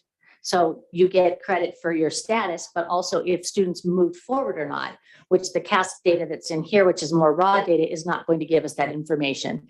So you really can't, we can't compare our 2019 dashboard scores to the information that's currently available for CAS now. They're not really comparable. Yeah, and they put that on there.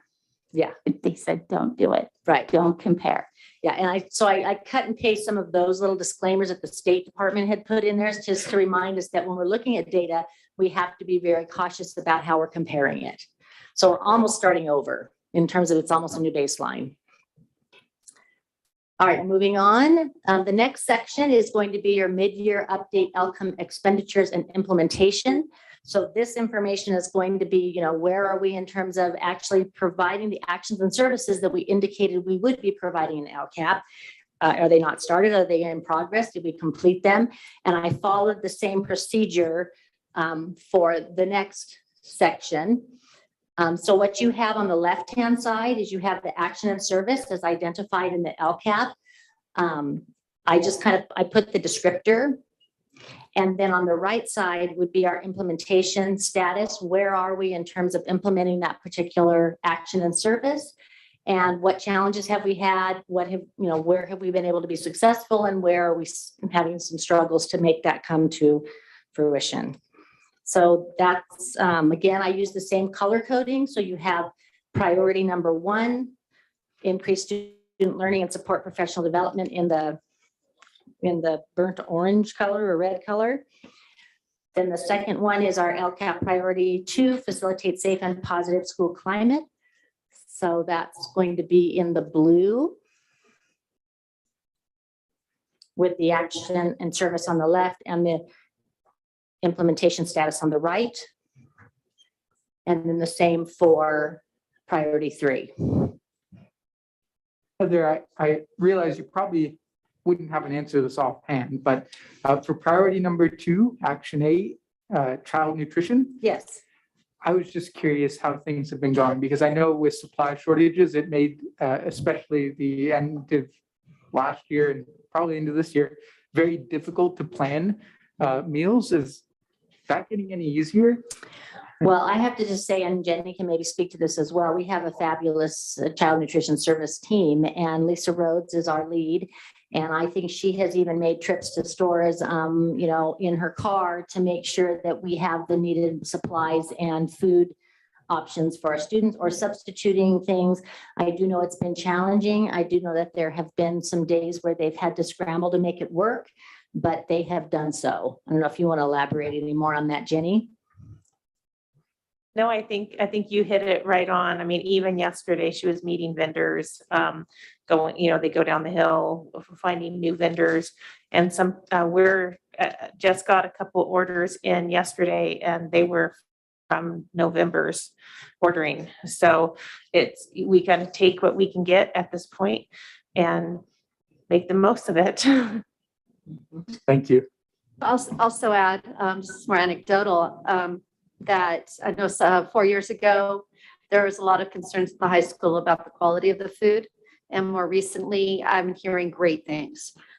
So yes, there's been noticed a huge improvement and a lot of just positive feedback. So that's just want to pass that along too.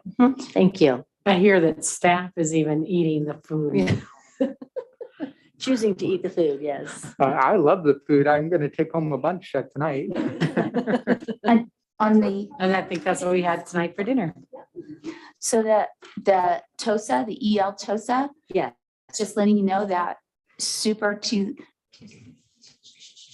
snaps up on that, because I understand that positive feedback on TOSA at the high school, meeting one-on-one with the EL students, and a lot of them didn't understand the process or where they were in the reclassification process, and now they're like gangbusters in knowing what they need to do and doing it.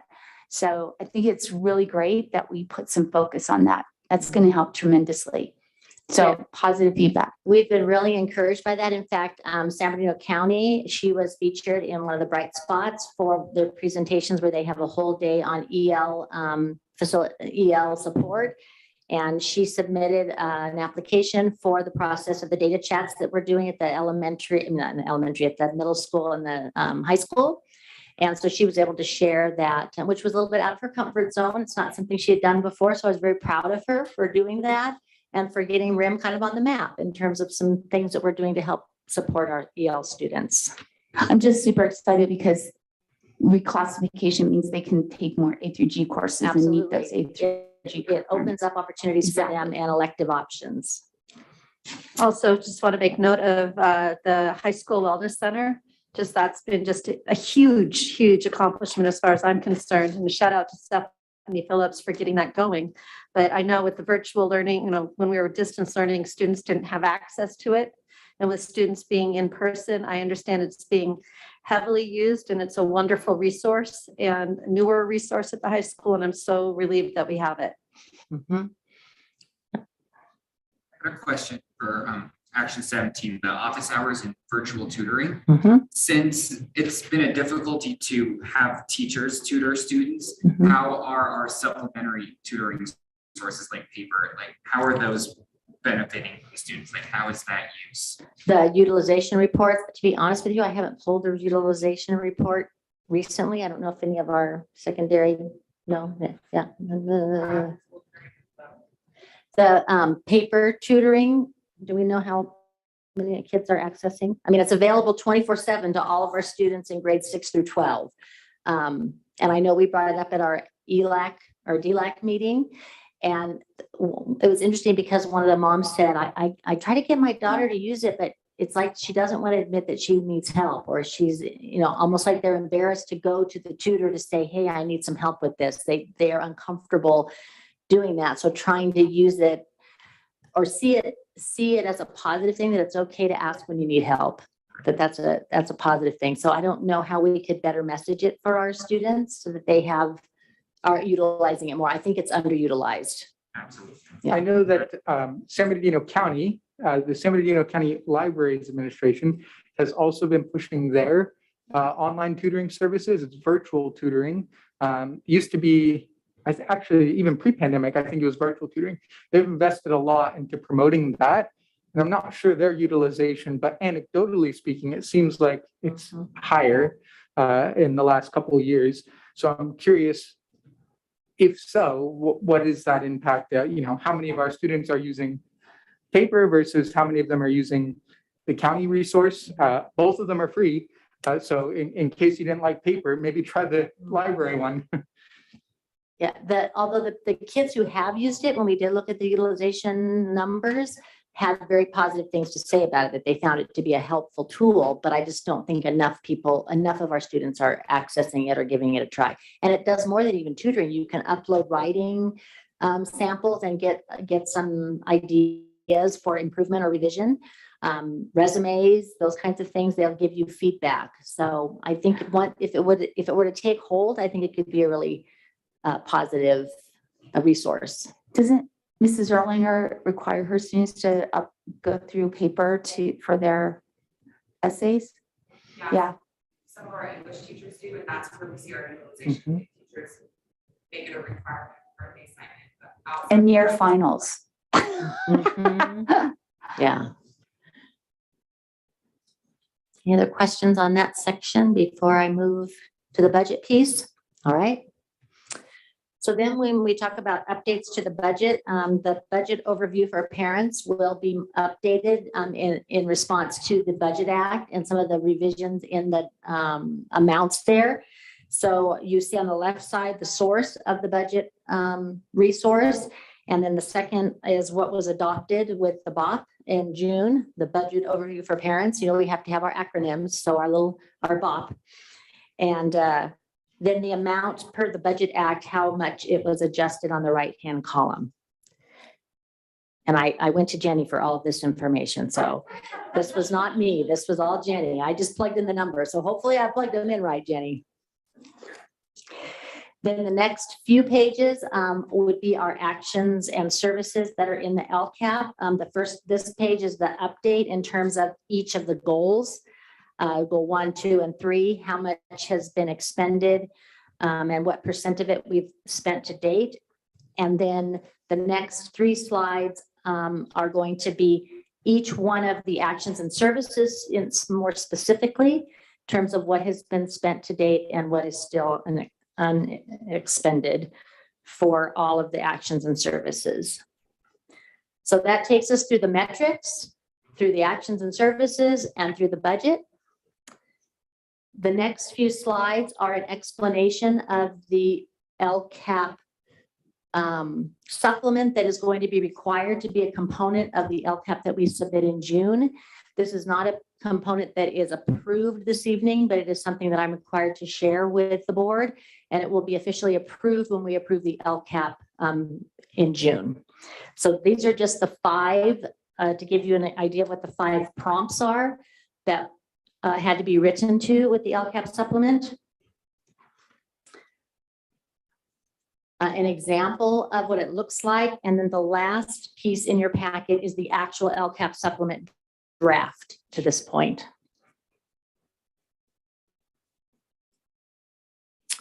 So in closing, the continuing impacts of the COVID-19 pandemic, including the challenges of hiring staff, implementing health and safety protocols, and addressing learning acceleration needs due to the impacts of distance learning, has presented many challenges the first half of the school year, which actually kind of makes me emotional to think about what we've all had to navigate these past few years. Our staff, our families, and our students. Despite these challenges, RIM of the World Unified is committed to implementing the LCAP to provide necessary services to our students. We acknowledge and sincerely thank the hard work and dedication of our employees, the support of parents, and the resilience of our students to continue to optimize student achievement. Any questions? Thank you. Thank you. You can remain your next.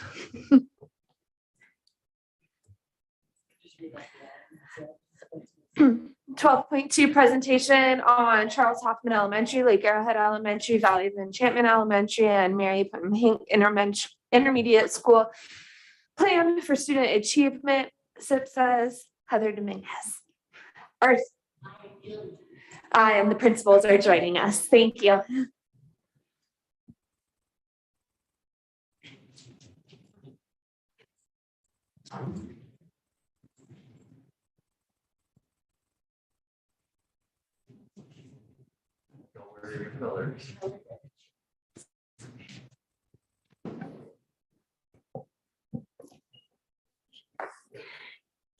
Good evening, the elementary principals, Veronica McGilvery, Bruce Hamilton, and myself, Megan Bielli, would like to welcome Board President Dr. Natalie Lindeman, our board members, Cindy Gardner, Bill Mellinger, Dana Ridlin, and Jordan Zarate, as well as our present cabinet members, Superintendent Michelle Murphy, Associate Superintendent Dr. Heather Griggs, and Chief Business Official Jenny Haberlin. We appreciate your time and attention. For your reference, our slide deck has been emailed to each of you.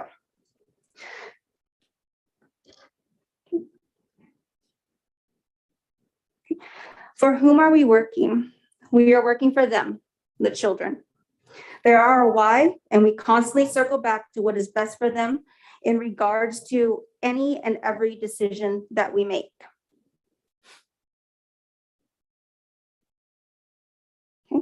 Our mission statements for CHI, nurturing the successful student in each child, LAE, lifelong leaders and learners achieving our academic and personal goals where everyone has a genius.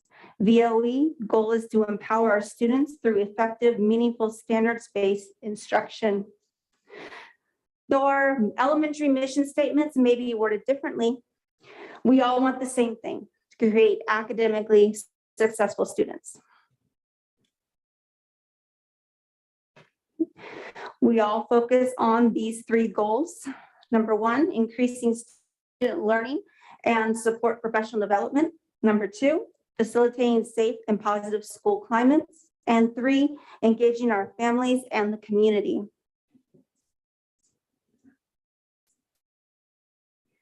To help us reach our mission and goals, we refer to the infographics, Portrait of a Graduate, and Rim of the World Unified School District Priorities and Practices. The Portrait of a Graduate helps us remember the traits we want our students to have. We constantly refer back to our RIM's priorities and practices, specifically to our collective mission of optimizing student achievement. These align to our site's own mission statements to create successful citizens.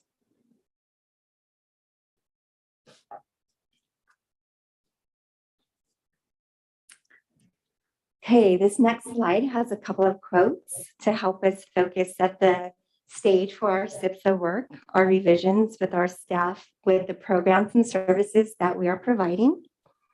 The first quote, "The single most important event of the school year is the time we set aside for annual improvement planning. As goes planning, so goes the school's changes for improvement that year." And that's from Mike Schmoker, Focus Our Focus. It's hard to have accomplishments and success when we're trying to focus on everything. So our single plan for student achievement helps us narrow that focus, and it's data driven. The second quote, "We don't learn from our experience. We learn from reflecting on our experience." John Dewey.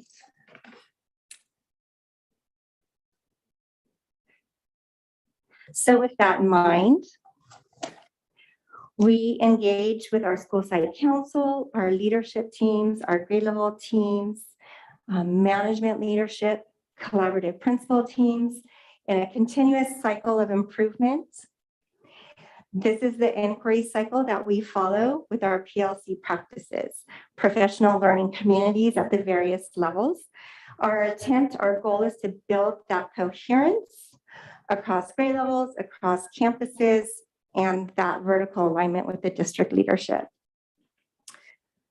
Right here, we have a graphic of the the collaborative inquiry cycle. Sorry, I'm at the age where I need my glasses. It's a catch-22, where we define what the problem is, and it's data-driven. And typically with our SIPSA, we're looking at the California dashboard, and we're using the data from DataQuest that Heather touched on. It's been unique, our reality, the past couple of years. So we're looking at different data points.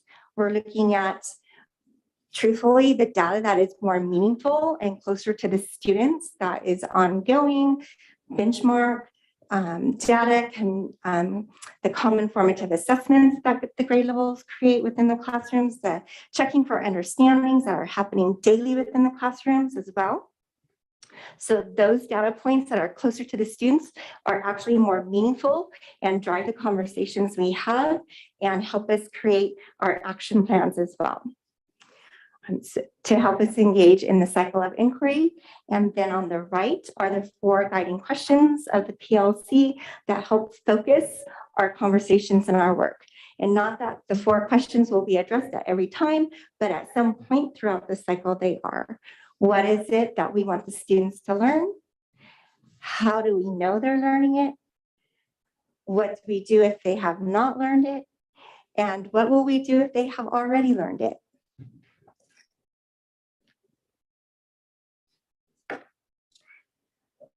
This is a great picture because it reminds us underneath that magnifying lens that the students' well-being and their academic achievement is at the center of everything we do.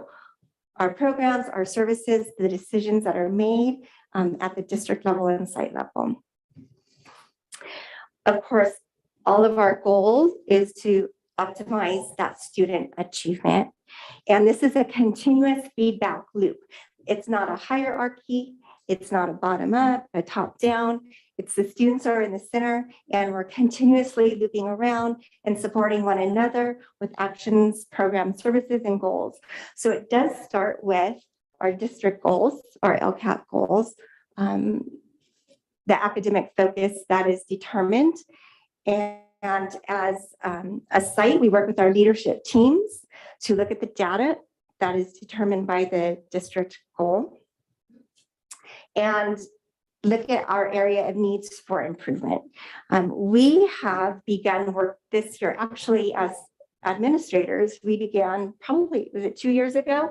About 2 years ago with Innovate Ed, Jay Westover. And we began our work with digging deeper into the collaborative inquiry process, the cycle of improvement. And this year, we are working with our leadership teams at the district. We come together with the district, and we are focusing on English language arts. That is the district focus. So with that in mind, we come together with our leadership teams. We look at the data. We're all at different phases.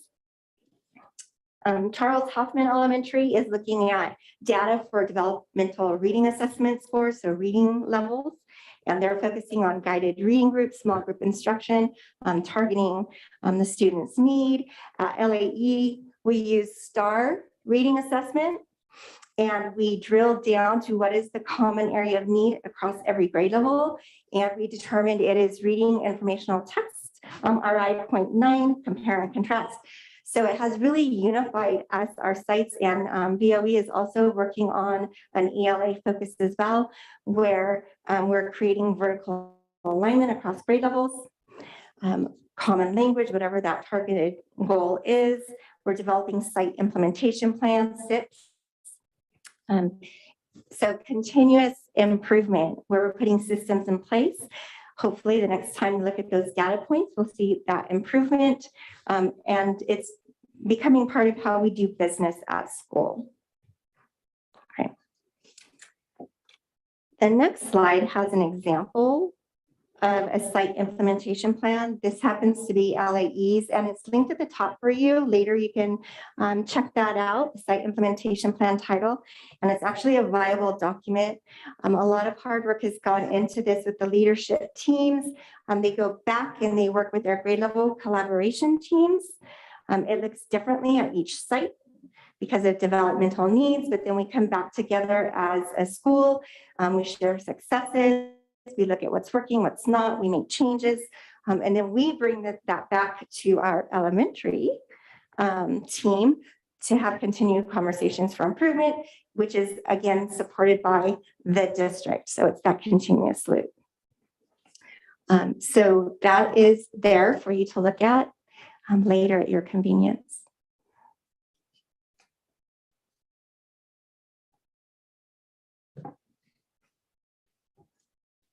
Good news, Bill. I'm going to talk some more because I know you haven't heard my voice enough today.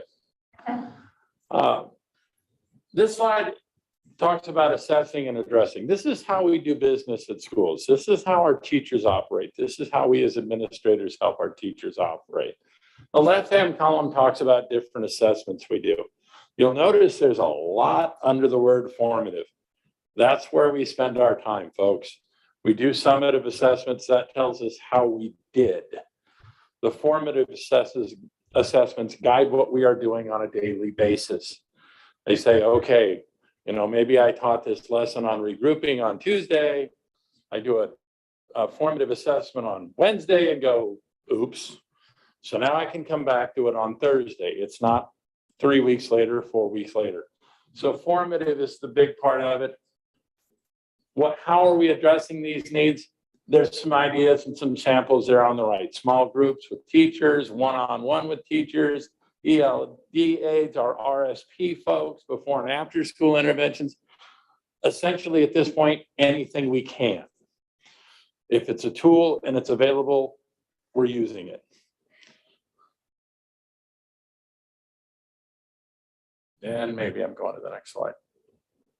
While you're doing that, can I ask a question? How are you, it says that before and after school intervention groups beginning to develop and implement. So what are the challenges that you're finding? Because at every single school, there seems to be challenges with after school intervention. That is our number one challenge, is bodies. It is people at the beginning of the day and the end of the day. You have conversations with folks and they're spent, they're done. Because those students that really have been identified as needing extra support, they're just not going. So how are you bribing, enticing? How are you doing this? Pleading, all of those things are involved. We have at just about every site, I think at every site, we have some things going. None of us are where we would like to be with the number of those opportunities and the number of things we're available, that we have available to our students. You know, we're doing the best we can within the confines we have with the people we have available. I'll put it that way. Doesn't like me, Mark. I broke the clicker. Time to go home. Meeting's over. Bruce broke the clicker. This talks about staff development. This is developing people. This is developing capacity within our people, within the people that are working with our students on a daily basis. We have to continue that as a focus. We are continuing that as a focus. You'll see some things about Leader and Me.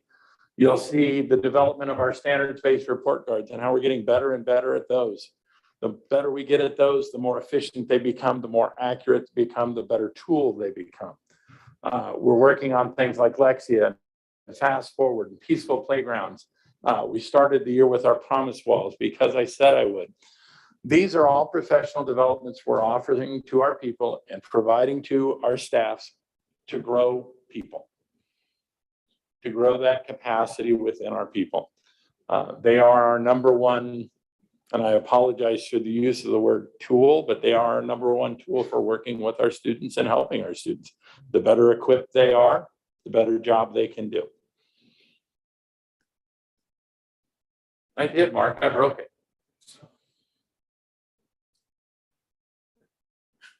This is why we can't have nice things, as Jim would say. Okay, a few of the favorite things we're doing as far as SEL. SEL is huge right now. Everybody in the room knows that. It has become bigger and bigger and bigger. And I, for one, don't see that dropping down anytime soon. I think we're still climbing that mountain. So some of the things we're focusing on, under student wellness, relationship building, and we have to be doing that. Kids have to want to come to school. They have to feel comfortable with the people they're talking to. They have to feel comfortable with their people they're working with. We're spending a huge amount of time on that. Our staffs are doing a really good job with that. I think if you walk through any of our classrooms at any of our levels, you'll see that that focus is paying off. Second step curriculum, music and art is coming back. We're able to do those things again. That's having a huge positive impact for us. Theme days, I apologize in advance for being a little scary. Everybody knows what's coming up on Tuesday. 2/22/22 Tuesday. I can tell you that at least one of the 3 elementary principals that's standing here is going to be in a blue tutu. And it might be the one you wouldn't think, well, if you know me, you're not surprised by that. Our PBIS teams are doing a fantastic job. We're getting those expectations out there. We're being responsive to the Kelvin data. Our counselors have been terrific. I don't know what I would be doing without Chris Combs other than pulling more hair out. She has been fantastic. 7 habits of highly successful students that's going on at LAE, growth mindset, peaceful playgrounds, care, solace. We're doing everything we can, as much as we can, to work on the social emotional needs of our students. And I think we're starting to see a payoff to it. What is peaceful? Peaceful playgrounds? Peaceful playgrounds is a training that we did for our noon supervisors about how to manage behaviors on the playground without going straight to the principal's offices that way. How to mediate, how to moderate, how to have conversations, how to help people, how to help the students de-escalate. We're starting to see an impact on that. I can tell you for sure at VOE, the playground has come down, which is a wonderful thing. It's paying off. We've still got some work to do there, but we're going the right direction. We'll get where we're going eventually. Comprehensive needs. The top one says it all.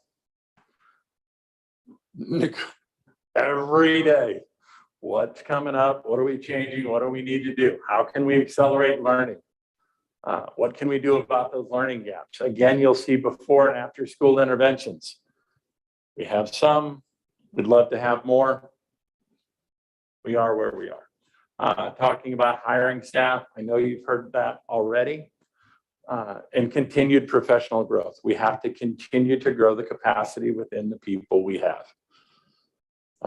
Get a little better every day, provide those opportunities, provide those trainings, and be responsive to what the staff says. Hey, we need, and get that done. Okay, it worked a minute ago. I broke it again, Mark. Okay, whose idea was it to give me the clicker? And this last slide is my favorite slide. This is why we're all here. These are the people we're all here for. These are the people that we work with every day. These are the people we work for every day. Every decision, everything we say, everything we do, everything we go looking for and looking at is to help them. Thank you. Questions?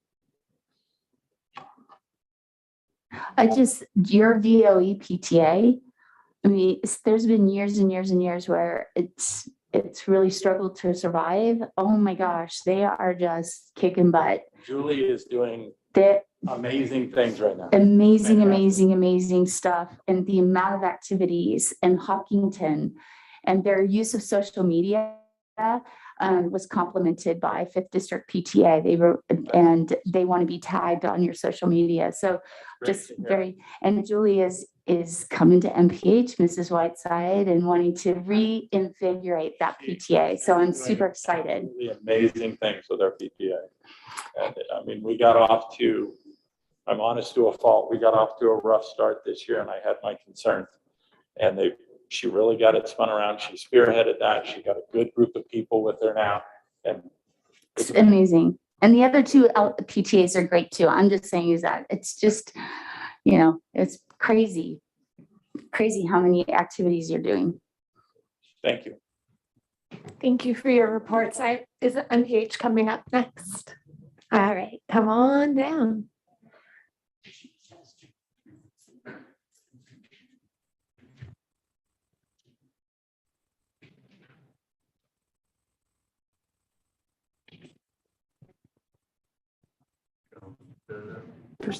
There we go. Oh, it's in your official capacity.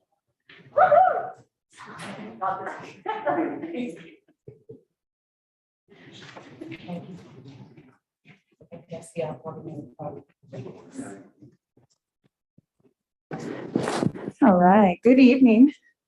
Happy Thursday. Thank you, Board President and esteemed board members, as well as our superintendent and esteemed cabinet members for the opportunity for us to speak about MPH. It's amazing to me. This is the 6th time I've done it. So this is year 6 for me. And so I get a little excited about MPH. So reel me in, or as I said in my PBIS meeting this morning, somebody mute me because I get excited. Again, as I'm listening to everybody's presentations today, I take notes on things that might be relevant that you might want to hear about, and as it ties into the information you'll see up here. I didn't think to have a quote, but I'll give you. Henry David Thoreau said, "The cost of anything is the amount of life you exchange for it." So now more than ever, we think about how important the moments that we have are and how intentional we need to be with those moments. So that's the best I got for a quote. So Room of the World Unified. So something you will see in every staff meeting is that we always go over our mission, our vision, our beliefs and values. And forgive me, it printed wrong. That was my tech error. Hopefully I don't break the clicker. So the first thing is optimizing student achievement. You'll hear us say that frequently, and that's part of our decision making. Our vision here at RIM, I know you know it, I won't read all that off to you. I actually want to focus a little bit more on our beliefs and our values. All students can and must learn. We've been doing universal design for learning professional development for the last couple of years, and we are trying to continue that growth that all students need access to the curriculum and instruction, and they need to be supported. We don't blame students or families. We meet them where they are and we provide them support. And that's a real big piece for us at MPH because we recognize that students, families are going through a lot. We are all going through a lot, especially in the last 2 years. And again, it's so important that we recognize our students and families. Also, trust, values.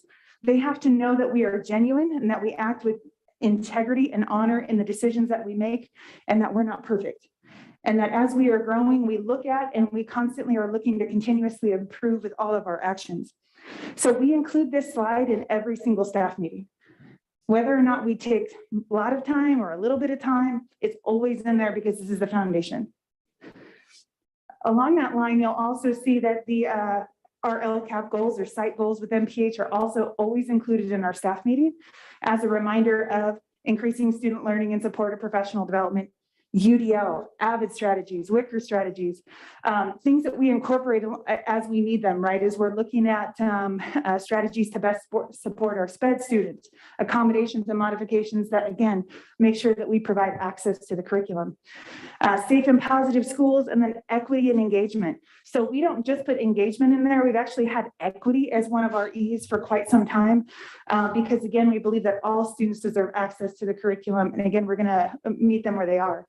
Again, this slide is also the basis for when we give you a board update, when we give our student representative board update, you always see LCAP 1, 2, and 3. And that's also how we build all of our meetings. So if you're in a PBIS meeting, you're in a leadership meeting, you're in a staff meeting, you're gonna see that that's the framework for everything that we do. So looking at our non-negotiables, again, that kind of breaks down, this is one more slide that you see in every staff meeting, is it breaks down the 3 LCAP goals, and then we always add financial and legal. And so that's 4 and 5 for us in terms of our non-negotiables. We consider those because as we're optimizing student achievement, we need to make sure that we're making fiscally responsible decisions as well as decisions that adhere to board policy, administrative regulation, school rules, state law, across the board. FICMAT is my favorite one. Yeah, you caught my joke. So along those lines, we have to always think about the parameters with which we make decisions. Again, students first, student-centered, but again, with clear parameters and expectations. So again, you'll see those slides all across the board. And when you look at the portrait of the graduate in the corner, as you saw in our elementary presentations, those are the characteristics that we're looking for. And it's another piece of the foundation in terms of our decision-making. There it goes. All right. So the next piece I want to talk about is instruction and our assessment calendars. So knowing we're the only middle school in our lovely district, which means we are the best one. And I start every interview panel that way, by the way. I say, hi, I'm Jen Whiteside, the principal of the best middle school on the mountain. You're welcome. So as we are looking at that, instruction has been key for us. And so we started building assessment calendars, which are the framework for building pacing guides. Since we didn't have these already, we've been working with our department chairs and in departments with our teachers to make sure that we build these. I'm gonna show you an example of what that looks like. And so as you build that, you look at what are the standards that we're teaching in a 4 to 6 week unit? What assessment are we giving that aligns to those standards? And then also bringing in the STAR assessments this year so that we're checking in on the reading and the math scores across the board. And so with that, I did want to share with you that as you heard in Mrs. Dominguez's report, the DF rate. So as we were looking at that for MPH, the 2021 DF rate was 65%, and that means, you know, at least 1 D or F per student. Looking at that for this school year, 21-22, we went down to 47%, which was a drop of 15%. And what that tells us is having kids in school makes a difference, and that our teachers are making a difference, and our students need our teachers, and that we appreciate all that they're doing. Again, I've got to recognize and appreciate all your presentations this morning. I appreciate that you mentioned how much we care. because we really do, and this means the world to us. And so also wanted to reference, I appreciated the AMLLC presentation. Again, I appreciate you letting me do this in February because I was supposed to present in January and I got COVID. So, and I do want to recognize that our representative at MPH has been very methodical and diligent and gives great care to our students and families. Very methodical too. She's very detailed and makes sure that she follows up.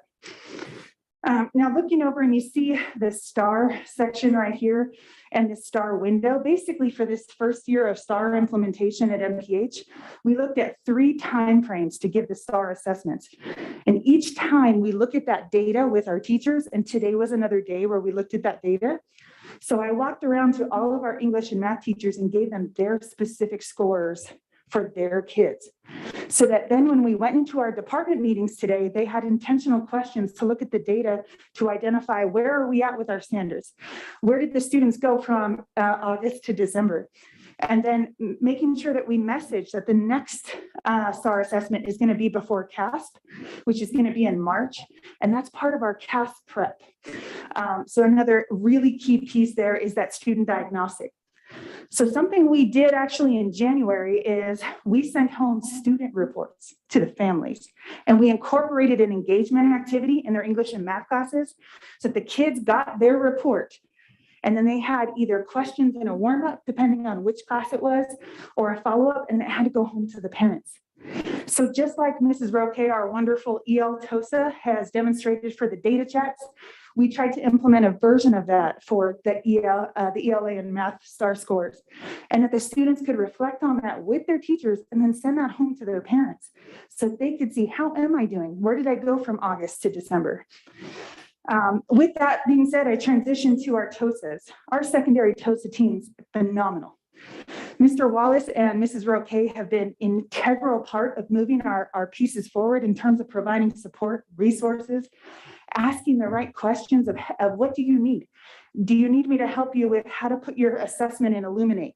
Do you need support with where some of these resources are located?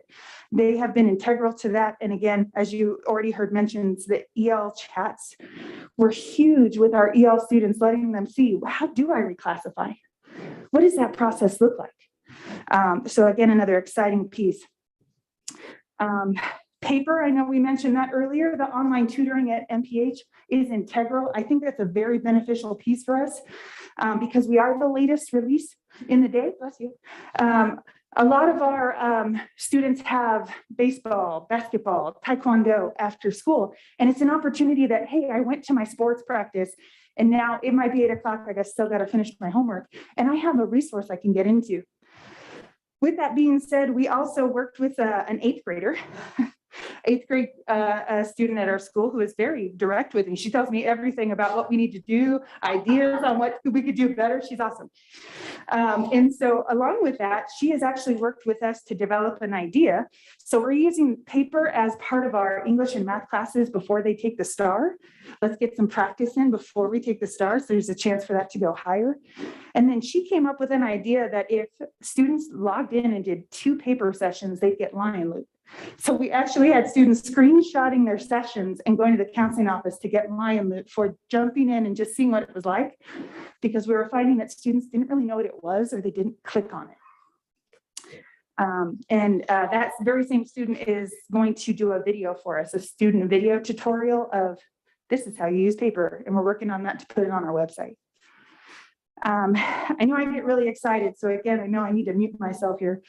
But if you go to the next slide, I won't make this one long-winded, but just to say this is an example of the assessment calendar. We built this all from scratch. And we made a framework so that if you look at English, math, science, or history, the framework is the same in terms of building 4 to 6 week units, as you'll see on the left, filling in your standards, looking at the instructional resources, the how, right? The curriculum, the supplemental resources. You have a blank column here because we're working on how we're incorporating UDL into our assessment calendar. And then having a section with what assessment am I taking? What is the window and how do I get there? So, all right. So again, some Interesting pieces, just if you walk through our classrooms, you're going to see smart boards across the board. You're going to see one-to-one Chromebooks.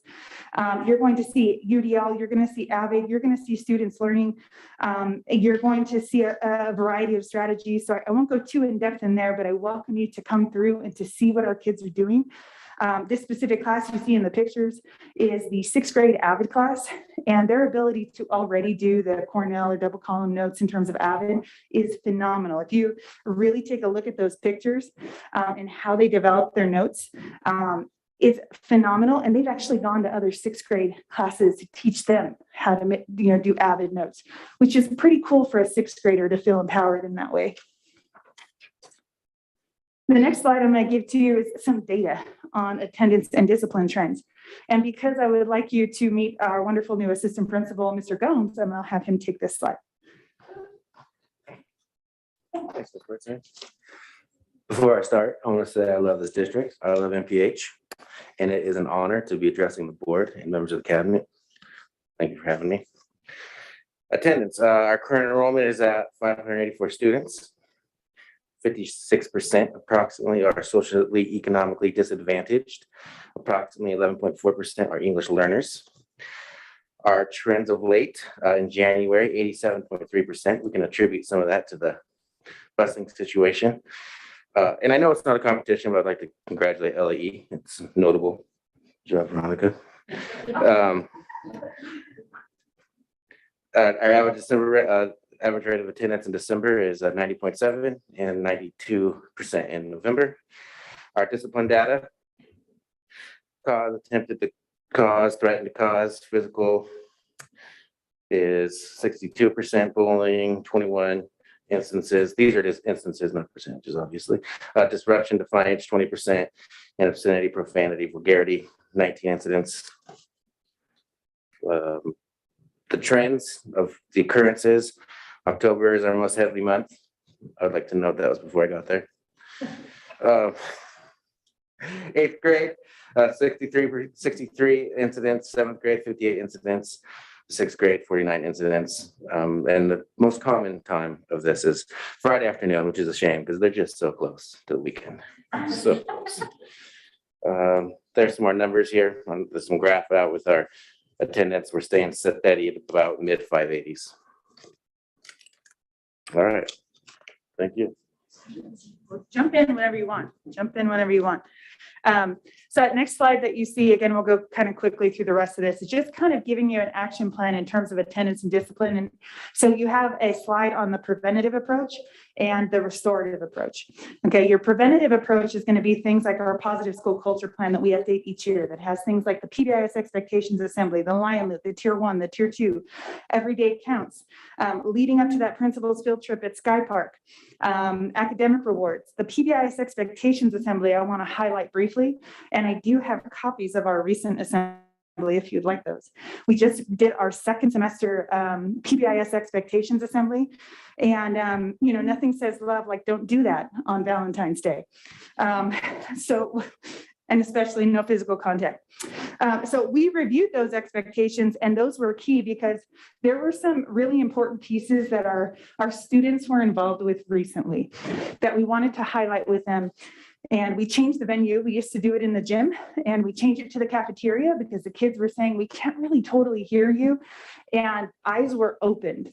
I mean, they could hear us. They were engaged. They were getting Lion Loop for answering questions and engaging.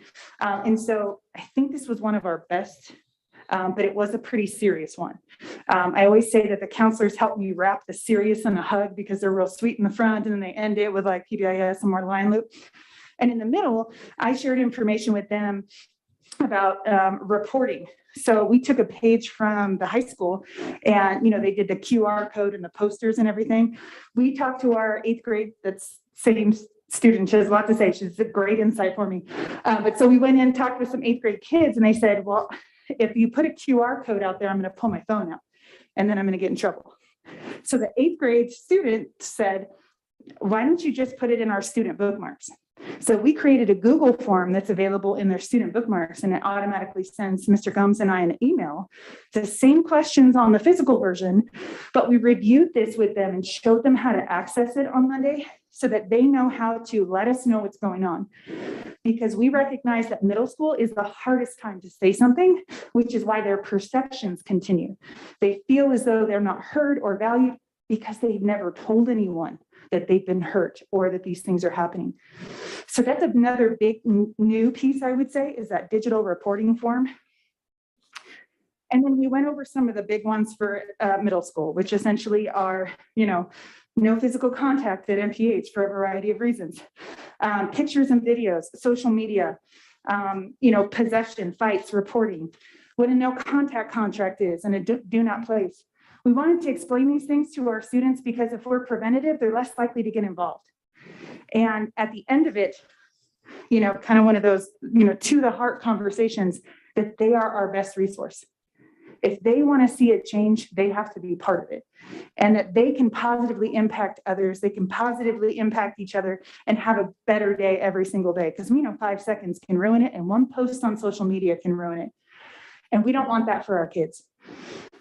We also reminded them that we are a clean sweep school, and this is their official second warning that if they get involved themselves in any of these infractions, they can be ticketed. That also seemed to be a wake-up call for them in some of the areas that they thought, oh, ditching is not really a big deal. Well, it is. Since daytime loitering under SBC 025.0202A says that that's a violation. And as we work with Clark Morrow in public affairs with the San Bernardino County Sheriff's Department, he has indicated that the judges are currently hearing the ditching concerns because of the impact to students. And that the judges are more willing to hear daytime loitering and is encouraging us to ticket for ditching because of the huge social emotional impact, let alone academic impact and safety impact. So again, I could go all night long, but I'll stop. Restorative approaches, the things we do after the fact. I encourage you to look at all of those. And I tell you that MPH is genuine in that this is not just bullet points on a page. We are implementing these and we document them. They are in areas. We take these things seriously because we have kids on the mountain too, right? And, we say in the Whiteside family, there's someone in elementary, middle, and high school. And so this mountain absolutely matters to us. And I can completely resonate with what Dr. Lindeman said today.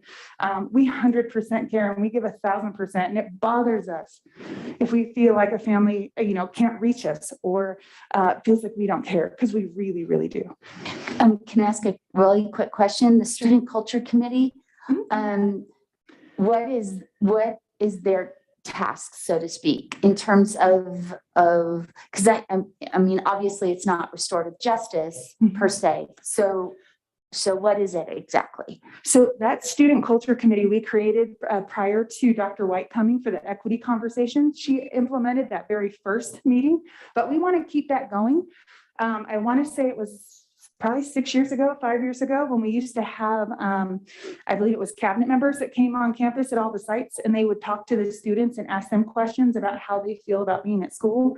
And so our admin and counseling teams are working on a bi-monthly opportunity during 6th period at 2:30 to bring in that same group of students who got to talk with Dr. White with equity to follow up and say, is the reporting form working? Are you guys accessing that? What other things are you seeing? My same 8th grader told me, Mrs. Whiteside, bullying is not really a thing. I think we just need to act better. I thought, from the words of an 8th grader. So, okay, thank you. I think that's great that you took that group from that met with Dr. White and you're building upon that and implementing it in your school practice. I think that's brilliant. So kudos, props. Thank you. I'm going to go ahead and mute myself now. So anything else? Oh, sorry. One last thing. Social emotional. Please check out that slide. Our counseling team is very vital to the support of our students. They support our investigation process. They support the restorative justice, both the preventative and the restorative actions that we have at MPH. Really, our counseling team is an integral part of that, and we appreciate the opportunity to have that, additional social emotional counselor this year due to COVID. So, any questions or anything you could add, Mr. Combs? Anything else? No? Come see us for a tour. We're here all week. Thank you. 12.3 Special Education Report, Derek Swan, Director of Special Service.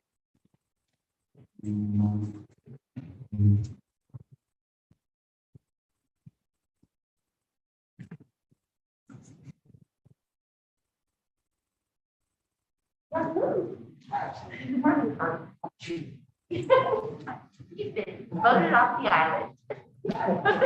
Bye. No, he's voted me off the island. It was you. I am off the island. Bye.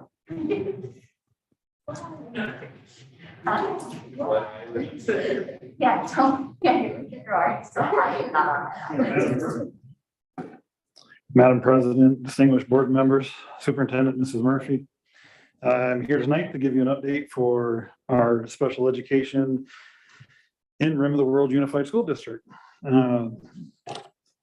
Sorry. It is working. So every year, it was Bruce. So every year when I do a presentation for you for special education, we always talk about IDEA. And this year, I want to push it a little bit more with the fact that IDEA truly is about all students. It's not just about special education. And that's why I keep this on here, is to ensure all children, including suspended and expelled students, have available a free, appropriate education in the least restrictive environment. And it always goes back to that start of special ed students really are general ed students. They just need those extra services in order to help them. And it's always been a contention, your students, my students, and especially now with the push for inclusion, for the push and inclusion, we want to make sure that our special ed students actually are getting the same education as our gen ed students. And again, IDEA is a right. It is an entitlement. And of course, I just want to show our acronyms that we have. RSP as a resource specialist. By the way, if a student is labeled as RSP, they're receiving services either in a push-in other words, the teacher or the instructional aide is actually going into the classroom and assisting students and the teacher in the classroom. Sometimes students are pulled out for a little assistance. It could be reading intervention. It could be reading, writing, or math. We have a special day class. This is the old self-contained classroom where basically the students stay in the same class. But of course, with the state regulations, we have to lower the number of students that are actually not getting that gen ed population. So it's our LRE. And we actually have an indicator every year that we have to meet. And every year that number goes up and up as to the number of students that are supposed to be in gen ed. Occupational therapy, physical therapy is offered by SELPA. They come up and actually work with our students. APE is adaptive PE. So in other words, it's physical education that is modified for the student's needs. Speech, vision impaired. We do have a vision. Actually, we have two vision impaired students. I do know that one is at MPH. Behavioral intervention, mental health. The behavioral intervention, we're starting to do a little bit more of ourselves. The mental health, that's a huge piece of the pie for our students, and that service is coming from SELPA. And then the deaf, hard, and hearing. And so we wanted to break it down for you. Each school site, what the numbers look like of our students. And if you notice, currently we have 410 students. That's almost 14% of our population. When I arrived here 4 years ago, our student ed population was about 12.3%. So we've increased, not that the testing has increased, but the demand for students. A lot of the students that actually have come into special education actually are, excuse the word, are transplants. They actually move up the hill and live here, and they do actually come up with services. And of course, because they already have an IEP, we have to make sure that we're using those. Also, something else to think about as well is in that 410 students, because I had to do an update of a data for the state, we lost 48 students in special education, but we gained 52. And this is within a school year. So, I mean, that's a plus of 4 students that we've actually gotten this year, but the fact that we've lost 48 and gained 52, I think that's a huge impact. Yes. Question. Looking at the number of students in each of the different programs, are any of these students being counted twice because they're requiring more than one of these services? Generally, the speech students are, because we do have some students that are speech only. But a lot of the students that are in speech actually also receive SAI, which is the special academic instruction. And the SAI is actually what the RSPSDC special ed teachers actually deliver in the classroom. In APE, the same thing. Some of those students as well. Actually, a student that is in the AP actually is an SAI class as well. Also, too, one thing to point out, if you notice at Mary Putnam Heck, we do have the behavioral class. We are sitting at 11 students this year. And again, when I first started 4 years ago, we had about 4 or 5 students within that classroom. And then for those of you that remember Mr. Gomes, 8 years ago, when he was actually at Rim High School, he actually had the ED class, behavioral class. He had like 2 or 3 students at that time. And if you actually notice at the high school in our ED class, we currently have 7. So we've noticed that we have students that have those behavior issues that are the emotionally disabled are actually having more and more of those students as well. But if you actually look at the next page is actually a CalPADS report. And when you actually break it down, our numbers are pretty consistent every year. If you look at 240 is what is speech and language impairment. We actually have 102 students that are receiving speech and language. That was last year. This year we have 103. And again, I mean, that's attrition if you look at it, because we have students that move up, move down. We have students that graduate. We actually do have students that actually exit out of the program.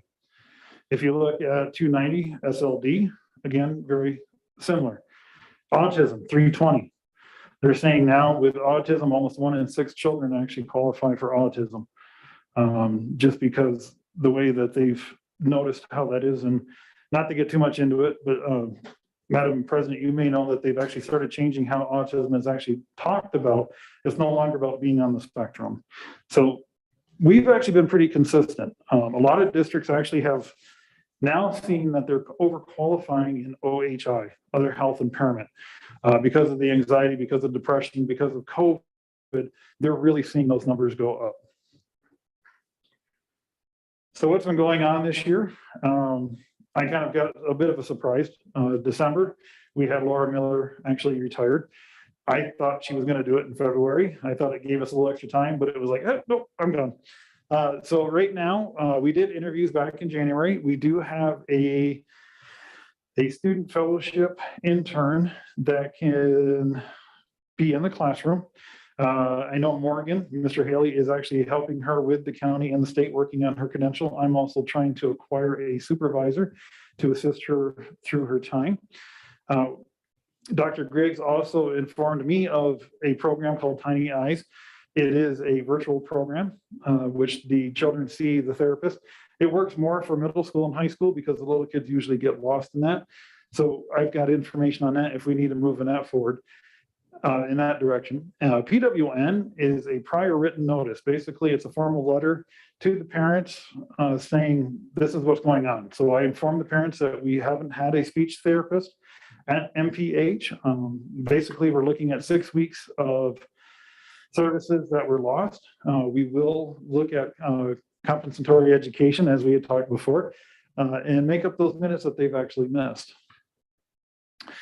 And also, as you heard earlier, especially from Mrs. Agbeni Leather, we're having some behavioral issues. VOE, we've got quite a few. MPH, we've noticed that we've had some more this year. So what do we need to do? And also too, because we have two cases that we actually have to legally hire somebody to help out our teachers with behavior. Next board meeting, hopefully we're going to bring to you a board certified behavioral analyst. He is going to work with us 10 hours a week.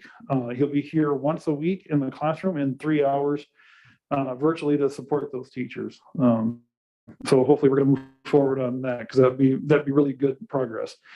In the meantime, there's actually the 3 elementary teachers, Mrs. Agbeni Leather, Marcy Sweeto, Monica Ortega, who's at LAE, and also Mr. Andy Straha, who is an MPH. And myself, we're actually taking the Rage to Reason behavior intervention for severe disruptive behavior in the classroom setting.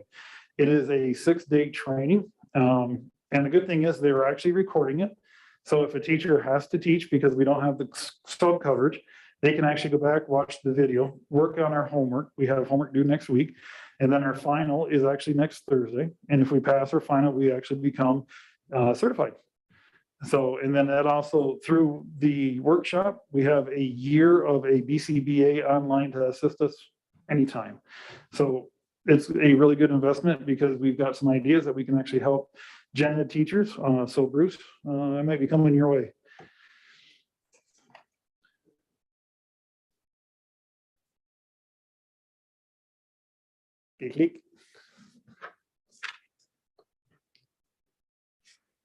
So through the state, we've actually got a couple of grants provided through SELPA.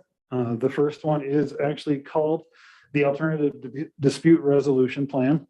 Basically, the state says, we don't want you to go to due process. We don't want you to have to go through all of that because that costs so much money. We want you to actually start working with the parents, working with advocates, and coming up with a resolution before we get to that level. So there's actually a grant on that. And then there's also the COVID-19 Learning Recovery Plan.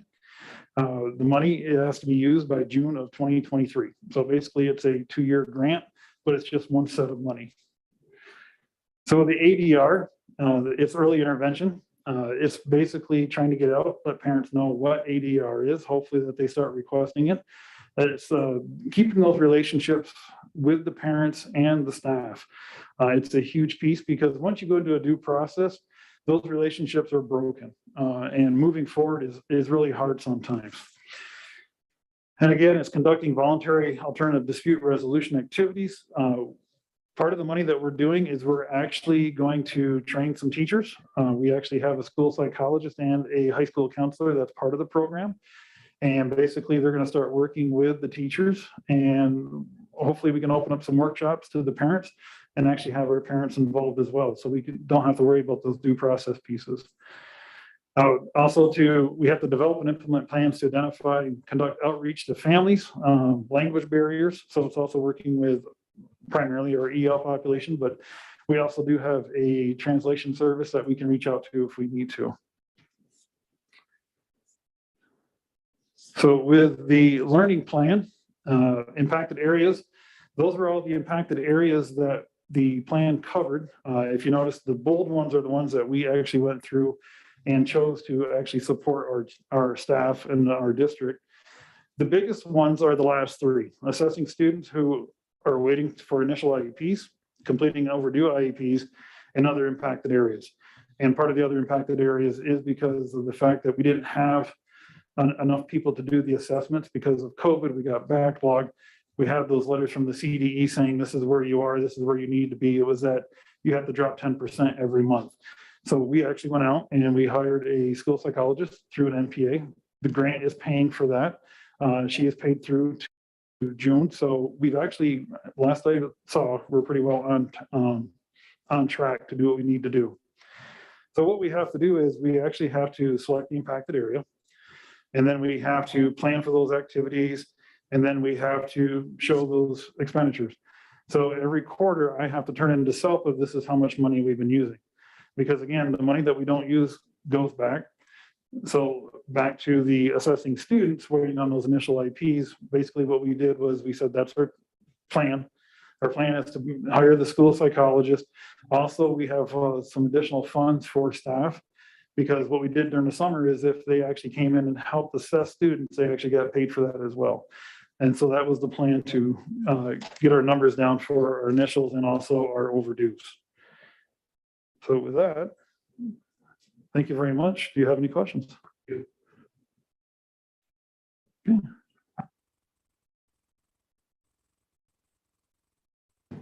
Thank you. Setting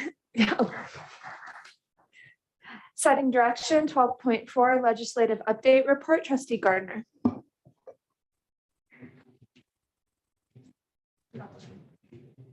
Right? Yeah. Okay, so I was asked by Michelle Murphy to give some of the SANDAD's language for the 3, I would say, more controversial bills by Senator Pan, Senator Wiener, and those have to do with the vaccine mandates. And then our lovely friend, Senator Portantino, author of the Late Star Bill, who's the author of the Disclosure of Firearms Bill. The deadline for bills being introduced to the state legislation is coming up. It's February 18th. They're anticipating this year between 2,000 and 2,500 bills to be introduced.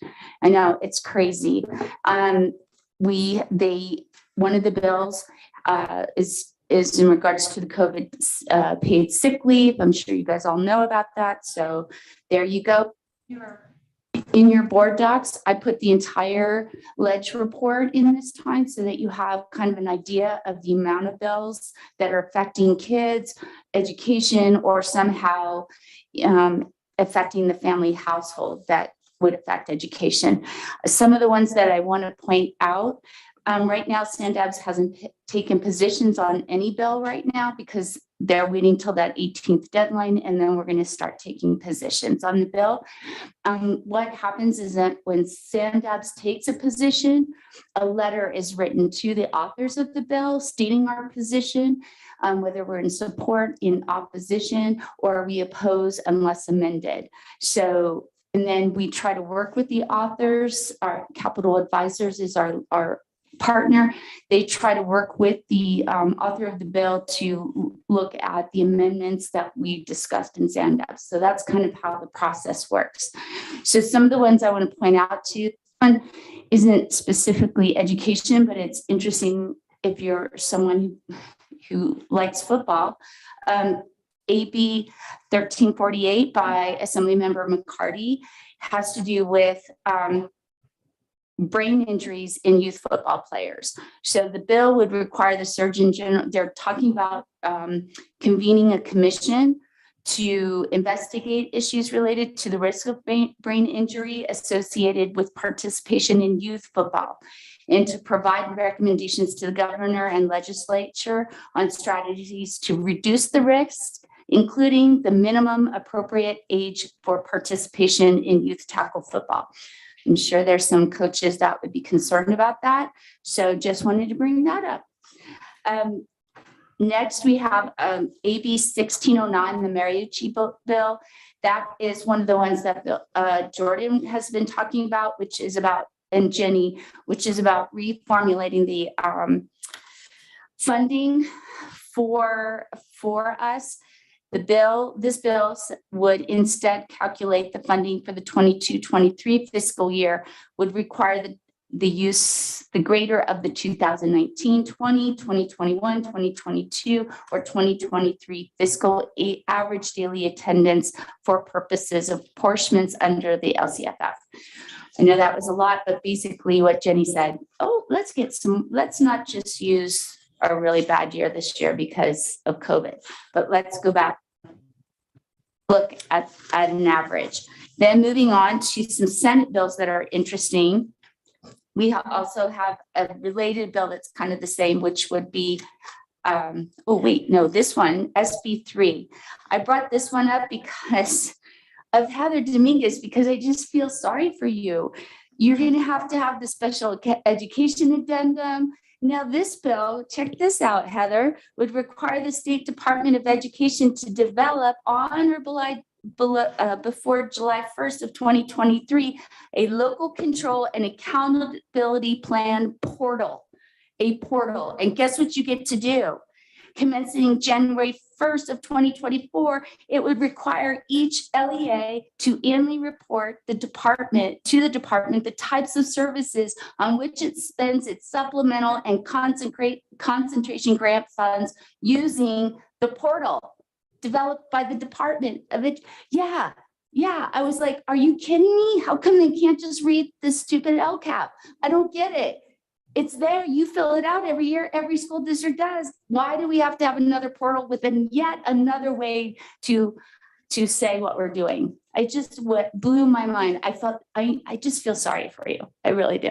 So then we have SB 70, Senator Rubio introduced that in regards to kindergarten. That would require a child to have completed 1 year of kindergarten before that child may be admitted to the first grade at public elementary school. So Yeah, that's going to be an interesting one, and probably will have some pushback from some parents who choose not to send their kids to kindergarten. Kindergarten is not mandatory at this time, but this makes it mandatory. So there you go.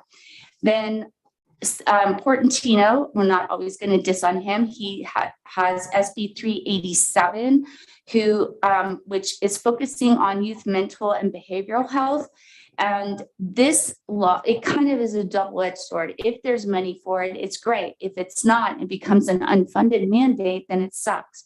This bill would require those local educational agencies to certify the department that 75% of both its classified and certificated employees have received youth behavioral health training. And they are going to, identify those training programs and yada, yada, yada. But the issue is, does this have actual funding attached to it? And then we have Portantino's SB 830 that Jordan has talked about, which is the average daily membership, changing it from ADA to average daily membership. The reason why they are not straying too far from ADA is because ADA and that definition is explicit in everything in the Constitution, in Prop 98 language, in everything. And they don't, to be honest, they don't want to rewrite the language. Let's just call a spade a spade. They don't want to rewrite the language. So that's why it's massaged into average daily membership. Next, we have the Wiener Bill, SB 866. This is the bill that would authorize a minor 12 years of age or older to consent to vaccines that meet specified federal agency criteria, and they can get it, and they don't need parent permission. So this is one of the controversial bills. The next one, SB 871, the Senator Pan. This is the bill that would require COVID vaccine as a required vaccination for students to attend public schools. This is just great. And the problem that we discussed in Sandobs, we did not take a position. This is right now a watch to see how it goes.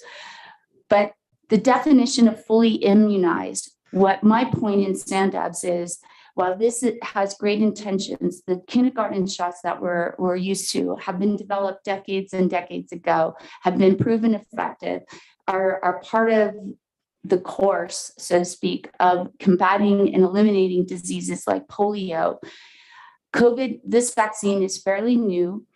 The variants are changing, and fully vaccinated and immunized change from having just 2 shots to the 2 shots plus a booster.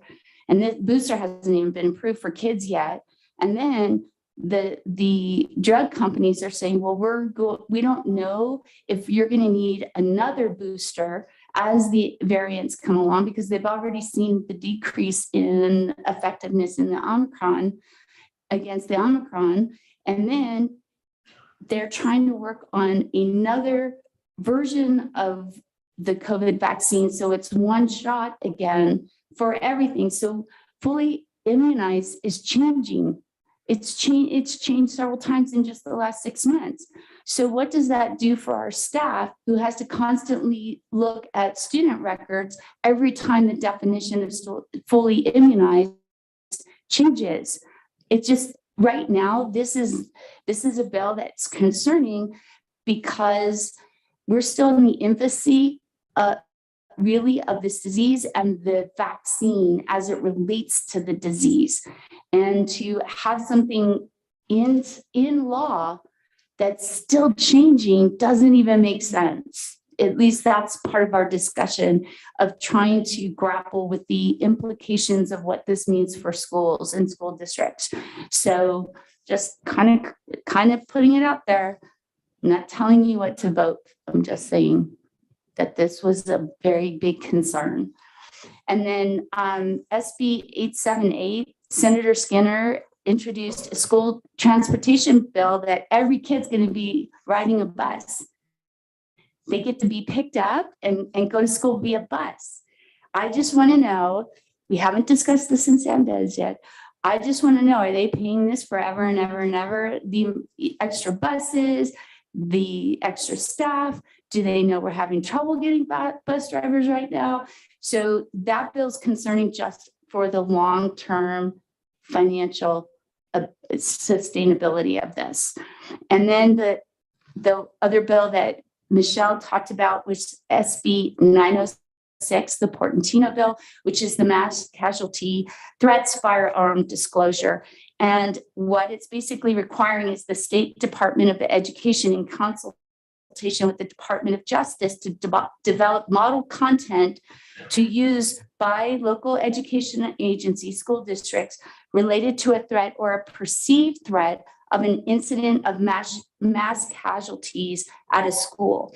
They would require school districts to require that parents or guardians of a pupil to disclose whether any firearms are located at the home of the pupil and to answer questions about the ownership, storage, and accessibility by the pupil of the firearms. The bill would require school districts to include information related to the safe storage of firearms in the annual notification provided to parents or guardians of a pupil. And then it would require, if we're alerted to of a threat or a perceived threat, that we report that to law enforcement, but it would also say that we need to conduct immediate investigation or threat assessment, which is already part of our protocols. So, but the added responsibility of a school, again, this hasn't been discussed in SAMDEBS, but I'm just saying, requiring the school district to basically police that, and having our principals and our school secretaries or whomever asking these questions, and then having us, it's just the massive amount of hours. And are we going to get paid for it? No, this is an unfunded mandate. More hours of our time to meet this requirement and the reporting requirements. And there's no indication of funding for those purposes, because it's just assumed that it can be part of regular duties. So again, SANDABS will take positions on these bills in next month when all of them have been introduced. If we wish to put something on the agenda to take a position, we can. We can wait until SANDABS takes positions and look at them and throw in our support. But there's some of those more concerning bills. I know this was a long report, but these were the ones that finally got. And just to let you guys know, when it says the status under a bill, if it says the date and then it says print to print, that's the date it prints. There's no action on it within 30 days of the bill being printed. After the 30 days, then it can be heard. The two vaccination bills were voted on to basically waive that, meaning they could take action before the 30 days. However, I asked for clarification from Kevin Gordon on those bills, and what he said and what Caitlin Young in Capital Advisors said is that these two bills are probably going to be heard in March. So if anybody has an opinion that they would like to express to those people that are on that color, the purple color paper, lavender paper, you need to do it probably before March if you want to have an expressed opinion on the Wiener and the PAN bill, vaccination bills, because that's when they'll probably be heard according to Capital Advisors. So that's my report. Does anybody have any? Oh, and I'm not even gonna, the federal update is in your packet. Just go ahead and read it, because I know I talked a lot, but these bills are crazy. Some of them are, I guess I shouldn't give my opinion, but I just slipped. Too late. Too late. Well, just because I'm looking at, poor Heather, a portal. I'm like, what? Read the LCAP, or just like making us be responsible for asking all those questions about firearms. New paperwork in the registration packets for every August. That's what this Exactly. entails. So anyways, it's just maybe the intent is good, but the execution leaves a lot to be desired. That's it. Any questions? Thank you, Cindy. 12.5 Equity and Social Justice Committee Report, Trustee Mellinger. We finally had our first meeting. We had to miss the first month, but we finally had our first meeting. But even though we just had the first meeting just the other day, Dr. White has already been meeting. We've heard that tonight in more than one discussion. And I just want to say that we're off to a good start. I guess the one desire I have right now is that we still try to find some alumni that are from different backgrounds and particularly different ethnicities. That's the one thing I think that's missing on the committee, and we're still looking for that, and that is still an issue in my mind. We have homework to do right now, and we're supposed to come up with one word that describes equity. One word that we might use in an equity statement. So if any of you want to do homework like that with us, you're welcome to join in that conversation too. We had some good conversation. We actually broke up into a couple of groups as a part of our first meeting, and we will be continuing to meet on the third Tuesday at 5:30. And hopefully our next one will be here in this room live. We had to do it on Zoom, our first one, because of the weather that kind of caused us problems the other night. So, but I'm sure those of you who have already met Dr. White are really seeing the good that's coming out of that. It was interesting. She was already chatting a lot about MPH and what the students are learning, what the students were sharing there, and how open they were and honest they were, and the kind of conversation that was taking place there. And she was really appreciative. I thought it was interesting also that she is learning things about our community. We are a unique community.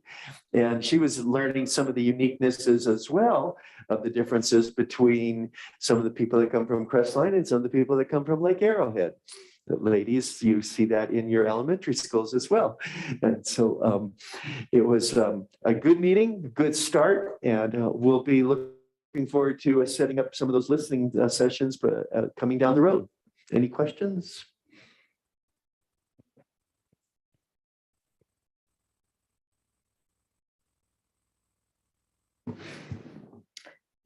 13.1 action calendar, or 13.0 action calendar. 13.1 superintendent approval of ROWUSD as a rural school district for the purpose of education code section 46148, subsection 328 of 2019, resolution number 21-22-09. Fiscal impact, none. So moved.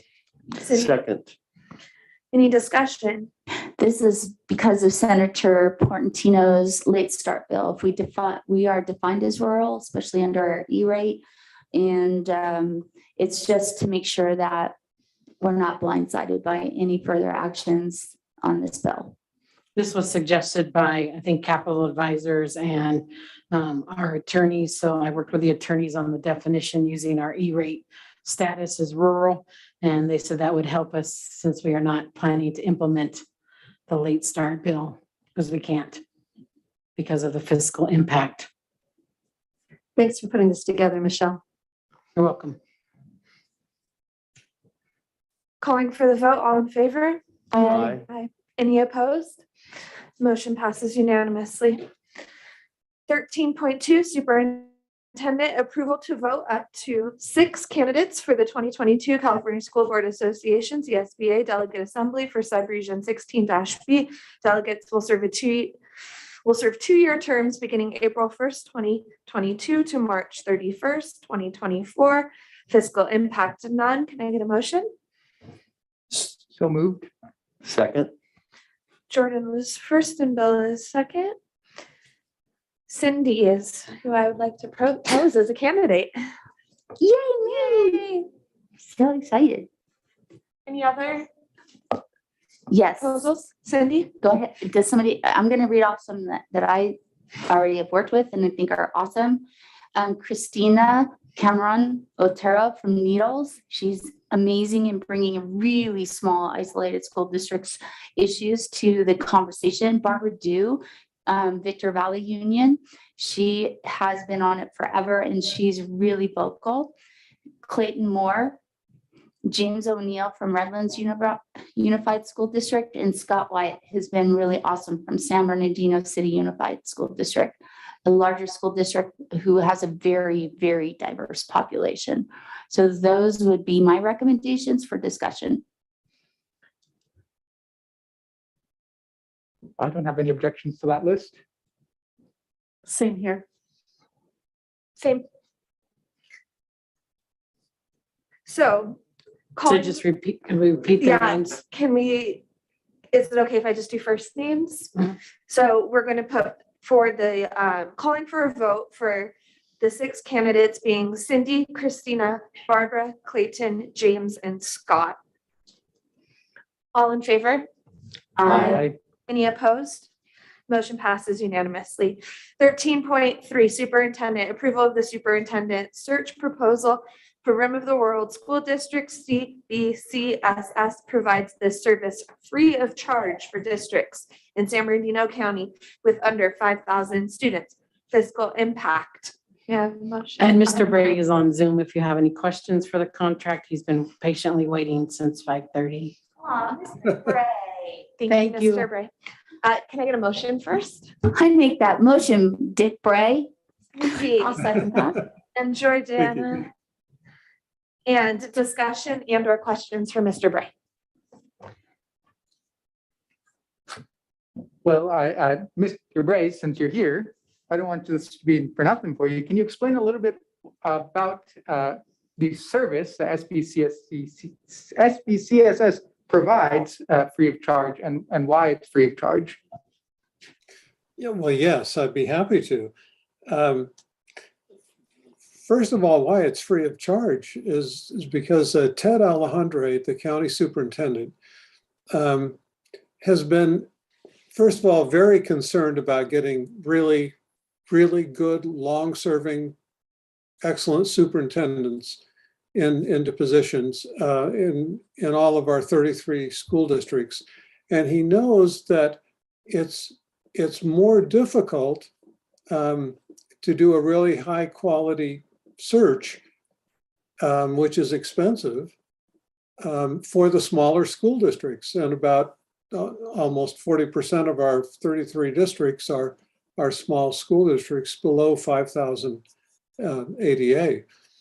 So he has stepped up and is feels so strongly about it that for the last 6-7 years, he has actually said, I'll fund it. I'll fund the search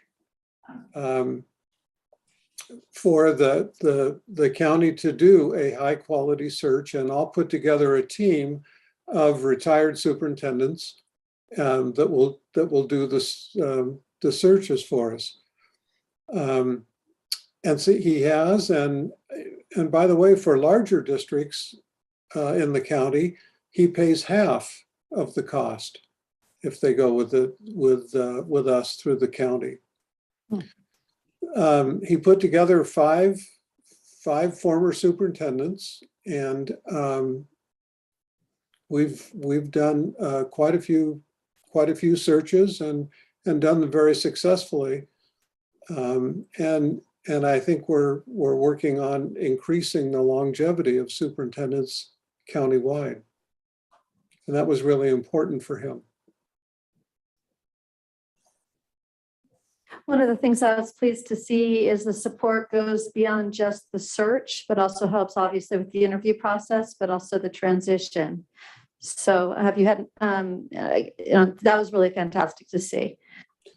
Yeah, exactly. And that's one of the other things that he pioneered. He said, just finding a good person to be the superintendent, but now how can we by working on towards longevity, how can we make, especially that first year, how can we make that really work better? And so he said, I'll pay for the first year's mentoring.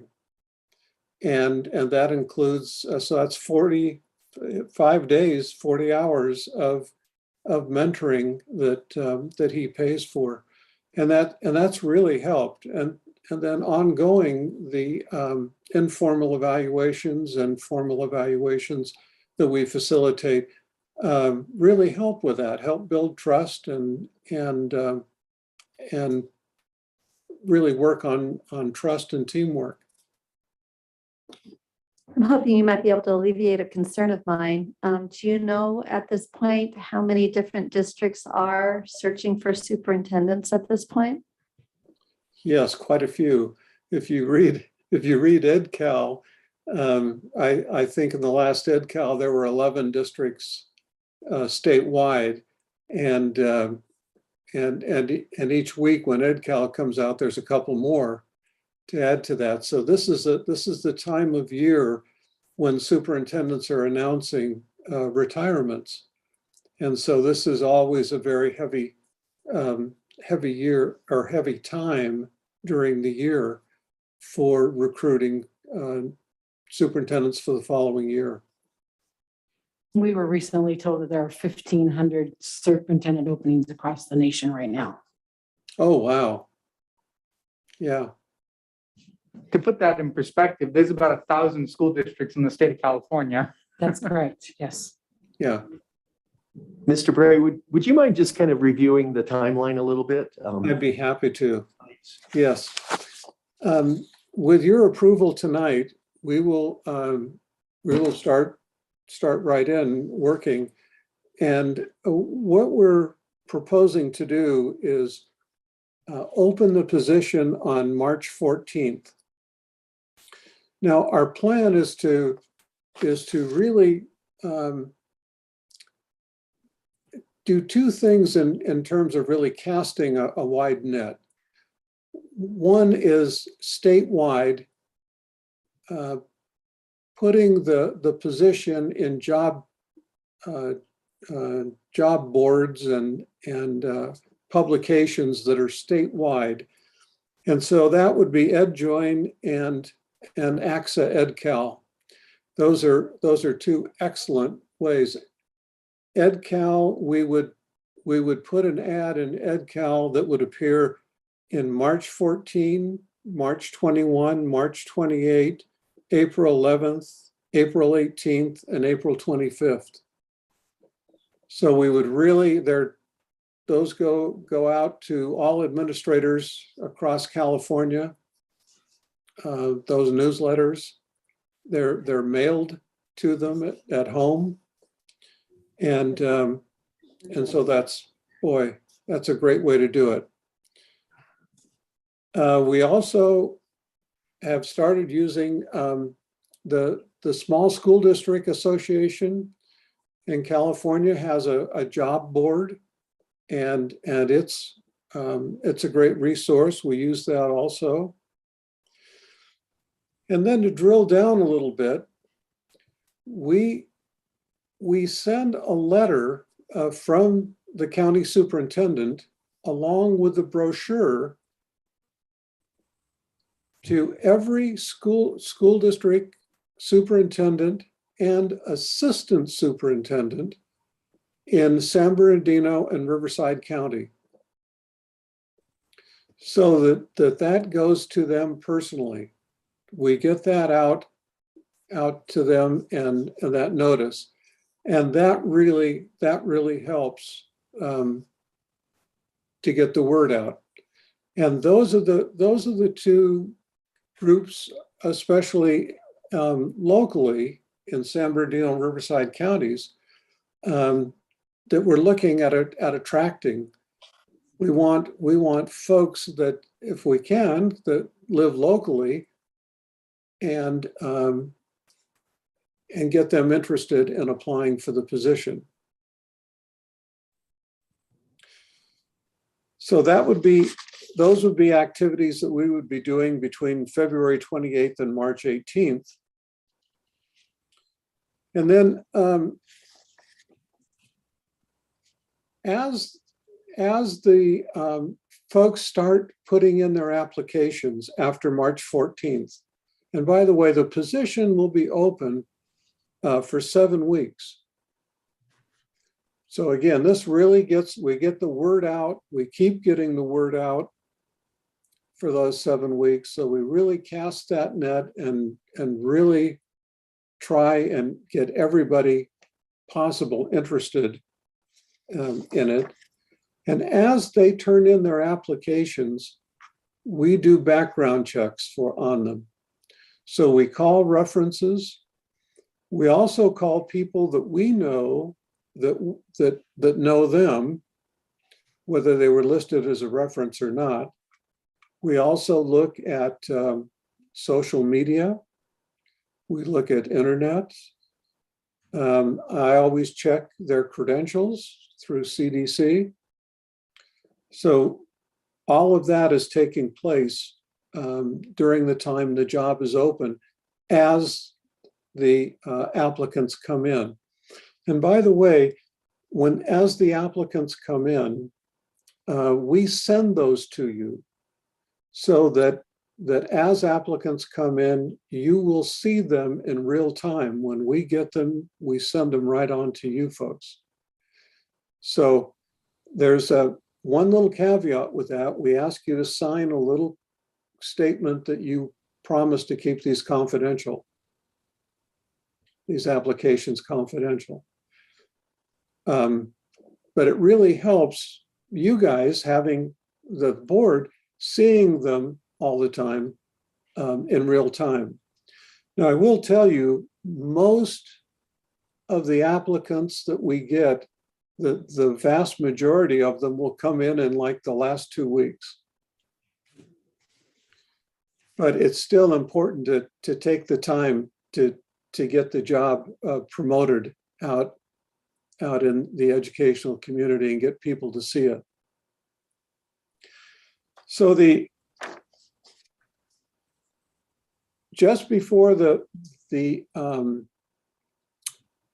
job closes, at a regular board meeting on the 21st, April 21st, we'll go over who's applied so far, and kind of review what's coming up. Once the position closes on April 29th, then we'll have a board workshop on May 12th. And there you'll see our screening report from all the background checks that we've done. And we'll make some recommendations to you, but again, you will have all of the applicants to look at.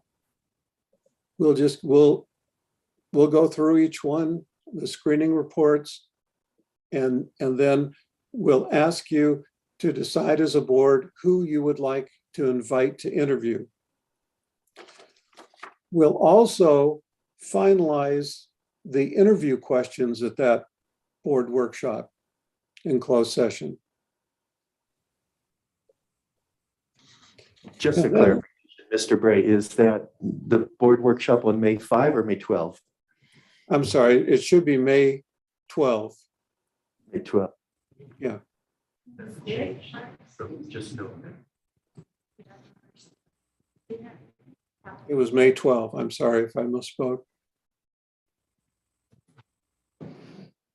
I don't have the calendar We with thought me. we were May 5th, but we could be wrong. Does anybody have the board calendar? Well, it's on the website. Pull it up. It says May 5th on the website. On the board packet, it says May 5th is the board workshop. Yes, and I'm sorry, we had to It's update. okay. We'll figure it out. We had to update, and Michelle, I think I sent you the updated timeline from the one that was in the packet. I'll get it right up to you after this. Yes, we have the updated timeline. It just wasn't part of this proposal, so it was printed as submitted. So we didn't update the page for the timeline. Okay. So it would be, the board workshop would be May 12th. And it does say proposed, so we'll get it corrected. You have, Make it work. we have the corrected version. Yeah. Thank you. And then interviews would be at a special board meeting on Saturday, May 21st. Now, in the original one that we sent up, it said May 14th. The problem with May 14th, it turns out there were other interviews being held on the 14th. And so I slid us down a week where there were no interviews that we know of, so that we weren't conflicting with any other interviews, because we don't want folks, we want to interview, the widest selection we can. So we didn't want anybody to have conflicts with interviews. Okay, and just an emotional question, I guess, and that is, in light of COVID and everything else, you're confident in this schedule that we can find somebody that's. Yes, actually I am. Otherwise, Mrs. Murphy has to stay on for another 10 years. Oopsie, we can't find anyone. Yes. Yeah, we just completed two other searches, and actually we had excellent results. So we feel really good about about this, and think we're going to get some good folks. And I think important for community or people who don't know, we've been working with you for a long time. Everyone on the board has had a relationship with you, and we trust in your work and that you're going to help us through this process. And I know, with Mrs. Murphy giving us notice and the way that she went about it with a lot of grace and respect for us, is that she's going to help us through this process too, and be part of helping us select the next superintendent too. So I just, the feedback I've gotten from the community has been these questions. What does the process look like? How much does it cost? Why don't you just pick somebody we know? And why are you going to go through all of this effort? And there's good reasons for going through all of this. And we have a great team supporting us, and people, and it's not costing us money. So hopefully the community feels good about our decision to go through this. What I love about the timeline is that it incorporates a survey to go out to staff, parents, students, community members. I think that'll be really important, especially in, up here in our mountains, to get that type of feedback and incorporate it and build it into this process. I think is wonderful. Yeah, so let me say a word about the survey. We just had a team meeting yesterday, but believe it or not, and one of the things that we were looking at was going to SurveyMonkey, that company, to do the survey. And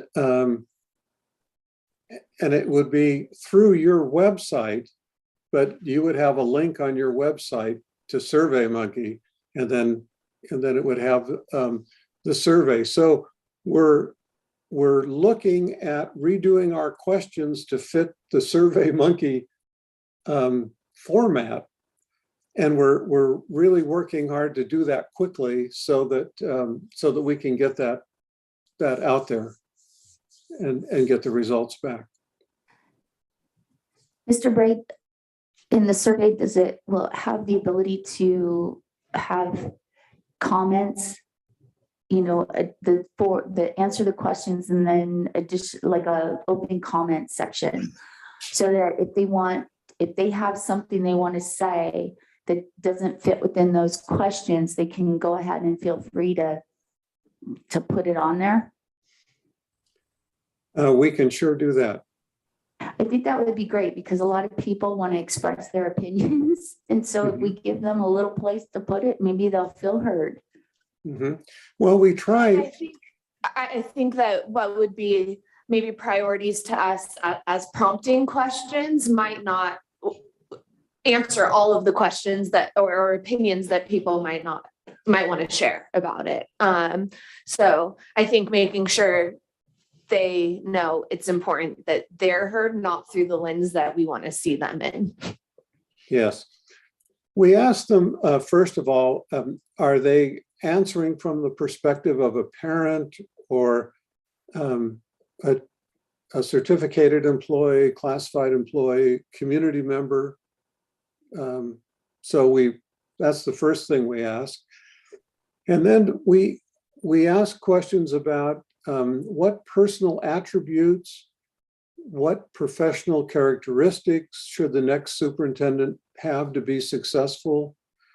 We ask, what are some of the special cultural characteristics of the mountain community? And we also ask, what are some of the positive things happening with the school district that you would hope the new superintendent continues? And then we ask, well, what are some of the challenges being faced by the school district that you believe will need to be addressed by the next superintendent? And again, these are all open-ended questions where they type in their answers. And then we end with, what questions would you like to see the governing board to consider asking as part of the interview process? So again, all of those are open-ended, and there's just will be boxes where they can type in what, whatever. Beautiful. Sounds great. Any other questions for Mr. Bray before we vote on it?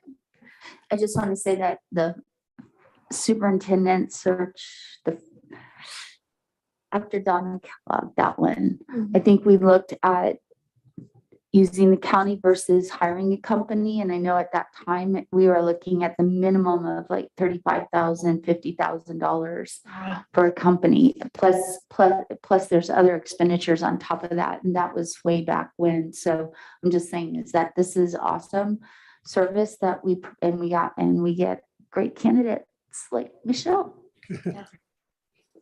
Thank you. All right, calling for the vote. All in favor? Aye. Any opposed? Motion passes unanimously. Thank you, board. Thank you. Good night. Thank you. 13.4 Personnel Services, approval to increase the hourly wage of the following classified positions and steps to 15 per hour, effective January 1st, 2022. College tutor, step 1, noon duty, step 1, child nutrition worker, step 1 and 2, fiscal impact 3,000. And can I get a motion? So moved. Cindy's first. Second. Second is Jordana. Any discussion? Hearing none, calling for the vote. All in favor? Aye. Any opposed? Motion passes unanimous. 13.5 Personnel Services, approval of the memorandum of understanding MOU between California School Employees Association, CSEA, and Remove the World Unified School District, fiscal impact 10,000 approximately budgeted. Can I get a motion? So moved. Cindy. Seconded. Dana. Dana, second. Any discussion? Hearing none, calling for the vote. All in favor? Aye. Any opposed? Motion passes unanimously. 13.6 Personnel Services, approval of the personnel page, fiscal impact $3,000 budgeted. Can I get a motion? So moved. Cindy. Seconded. Dana. Dana, second. Any discussion? Hearing none, calling for the vote. All in favor? Aye. Any opposed? Motion passes unanimously. 13.7 Educational Services, approval of the addendum of the single plan for student achievement for Remove the World High School, fiscal impact none. Can I get a motion? So moved. Dana. Second. Bill. Any discussion? Hearing none, calling for the vote. All in favor? Aye. Any opposed? Motion passes unanimously. 13.4, business services, approval to adopt resolution number 21-22-10, adopting a revised trustee boundary plan in accordance with the education code 5019.5, fiscal impact none. So moved. Cindy. Seconded. Jordan. Any discussion? Let's discuss.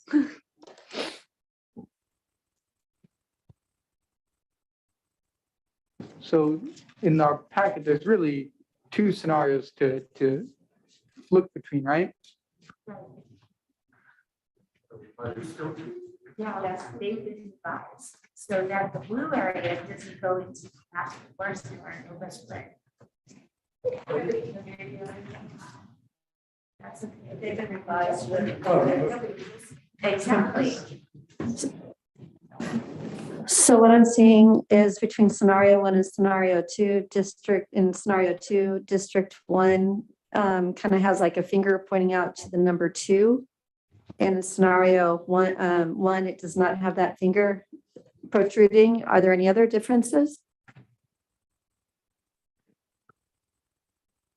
I would just like to bring your attention that there is a boundary line in the legend that you can see where the current boundaries are. You can see where there's some, might have been some census block areas that have changed along the borders. So if you look at the maps that were provided by the demographer, you'll see the current trustee boundaries is like a little dotted kind of purple line. And you can see there's some very slight areas between maybe trustee area 2 and 3, and then 3 and 4, where there's some differences. Yes, thank you for that, for highlighting where the current ones are. She was saying, the area 4, which is quote unquote mine, has some weirdness on the second one, but I really don't think any residents live there.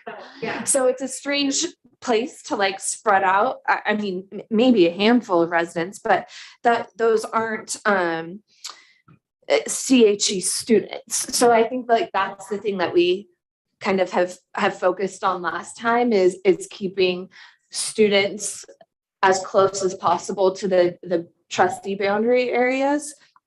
And I don't think those would be CHE students anyways, correct? Am I seeing right that in both scenarios 1 and 2, in area 3, there's like a little area 3 island across the lake where ALA or the hospital looks like it might be? Yes. It's just kind of a little neighborhood just That surrounded by area 4. Right. Well, and it's also very interesting because I think it looks more like an island because it's the lake right there. So they're just carrying it around up to the top, but that's actually water that's separating it from the other part.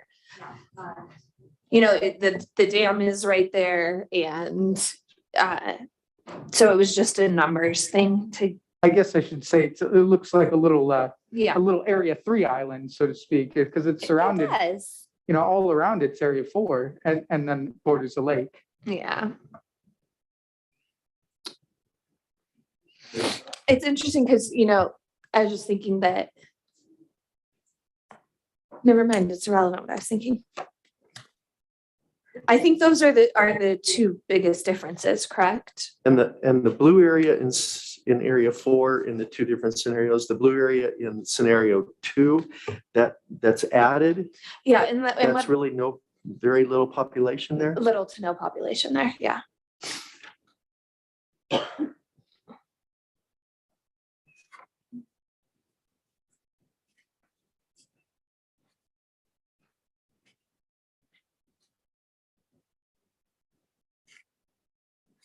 Now the one person that lives there is gonna have something to say to me. Yeah. Little to no population, not none. Does anybody have a preference over one map or the other? I feel like the little finger in scenario 2 seems a little odd in area 1 into area 2. Yeah. So let's do 1. I would think 1. Mhm. I would agree. Is that a good terminology? It's not so weird. So then we're going to, What is that little finger? Jenny, do you know what is that?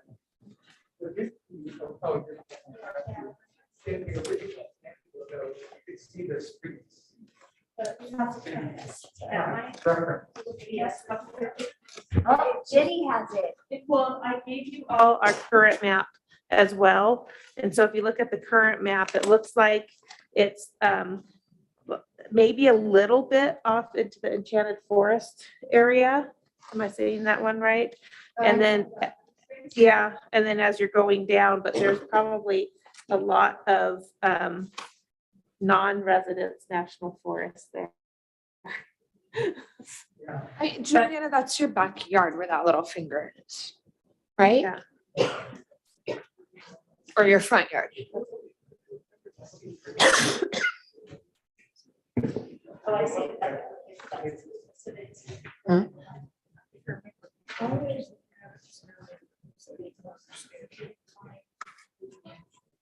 Because I'd be inclined to look at and to do 1 also in part because of the with Enchanted Forest being included in, not being included in 5, where that's quite a few Hoffman students would be in that area. And it'd probably go down into Smiley Park as well. Okay. So everybody's. Great. So then let's amend the motion to approve number 1. So I make a motion to approve scenario 1, trustee area map. Second that. Do we need the second? Cindy, Jordan, and then since we already had the discussion, calling for the vote, all in favor? Aye. Any opposed? None, the motion passes unanimously. 14.0 consent calendar, items pulled for separate vote and discussion to be taken into consideration during agenda item 14.0. We are going to pull 14.11. Any others that we would like to have pulled?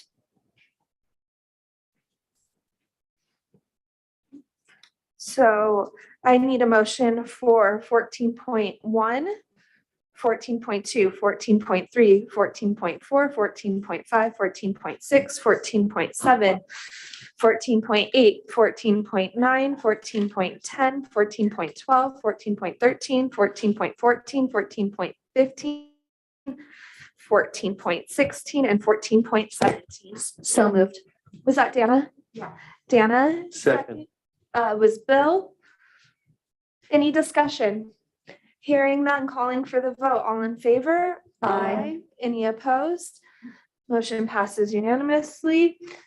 Items 15.0, for those following along, the numbers got a little wonky and I'm going to read out the correct one. So 15.0, items removed from the consent calendar. Item 14.11, special services, approval for educational institution staffing agreement between Maxim Healthcare Services and Rim of the World Unified School District for the 2021-2022 school year. It was amended to be approved pending amended contract, which is in development. The fiscal impact would be $10,000 of the restricted general fund for special services. The problem with the current contract, it doesn't meet our standards for insurance. So it needs to be amended to meet our insurance standards. Carrie looked at that piece and Derek will work with the company to get the contract amended to the correct amount of insurance that we need in order to approve the contract. Thank you. So for that, can I get a motion? So moved Second. with the amendment. And Cindy, any further discussion or was that good for us? Hearing none, calling for the vote. All Aye. in favor? Aye. Any opposed? Motion passes unanimously. 16.0 governance team future agenda items planning. 16.1 10 water for the Board of Trustees to request agenda items for future meetings. We need to have, for the superintendent search, do we need to have it included in here or just by having it in the calendar? Okay. When we do future agenda items, they don't necessarily mean that they go on our governance calendar. They might be like, we just want to update on this or whatever. And something like the superintendent search, no, it doesn't have to because it's already stated.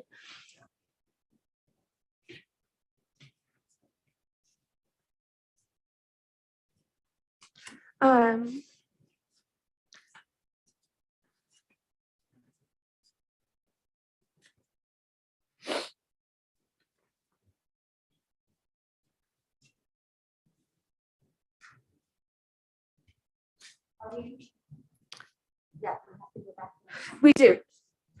So there's nothing for the future agenda items. Okay.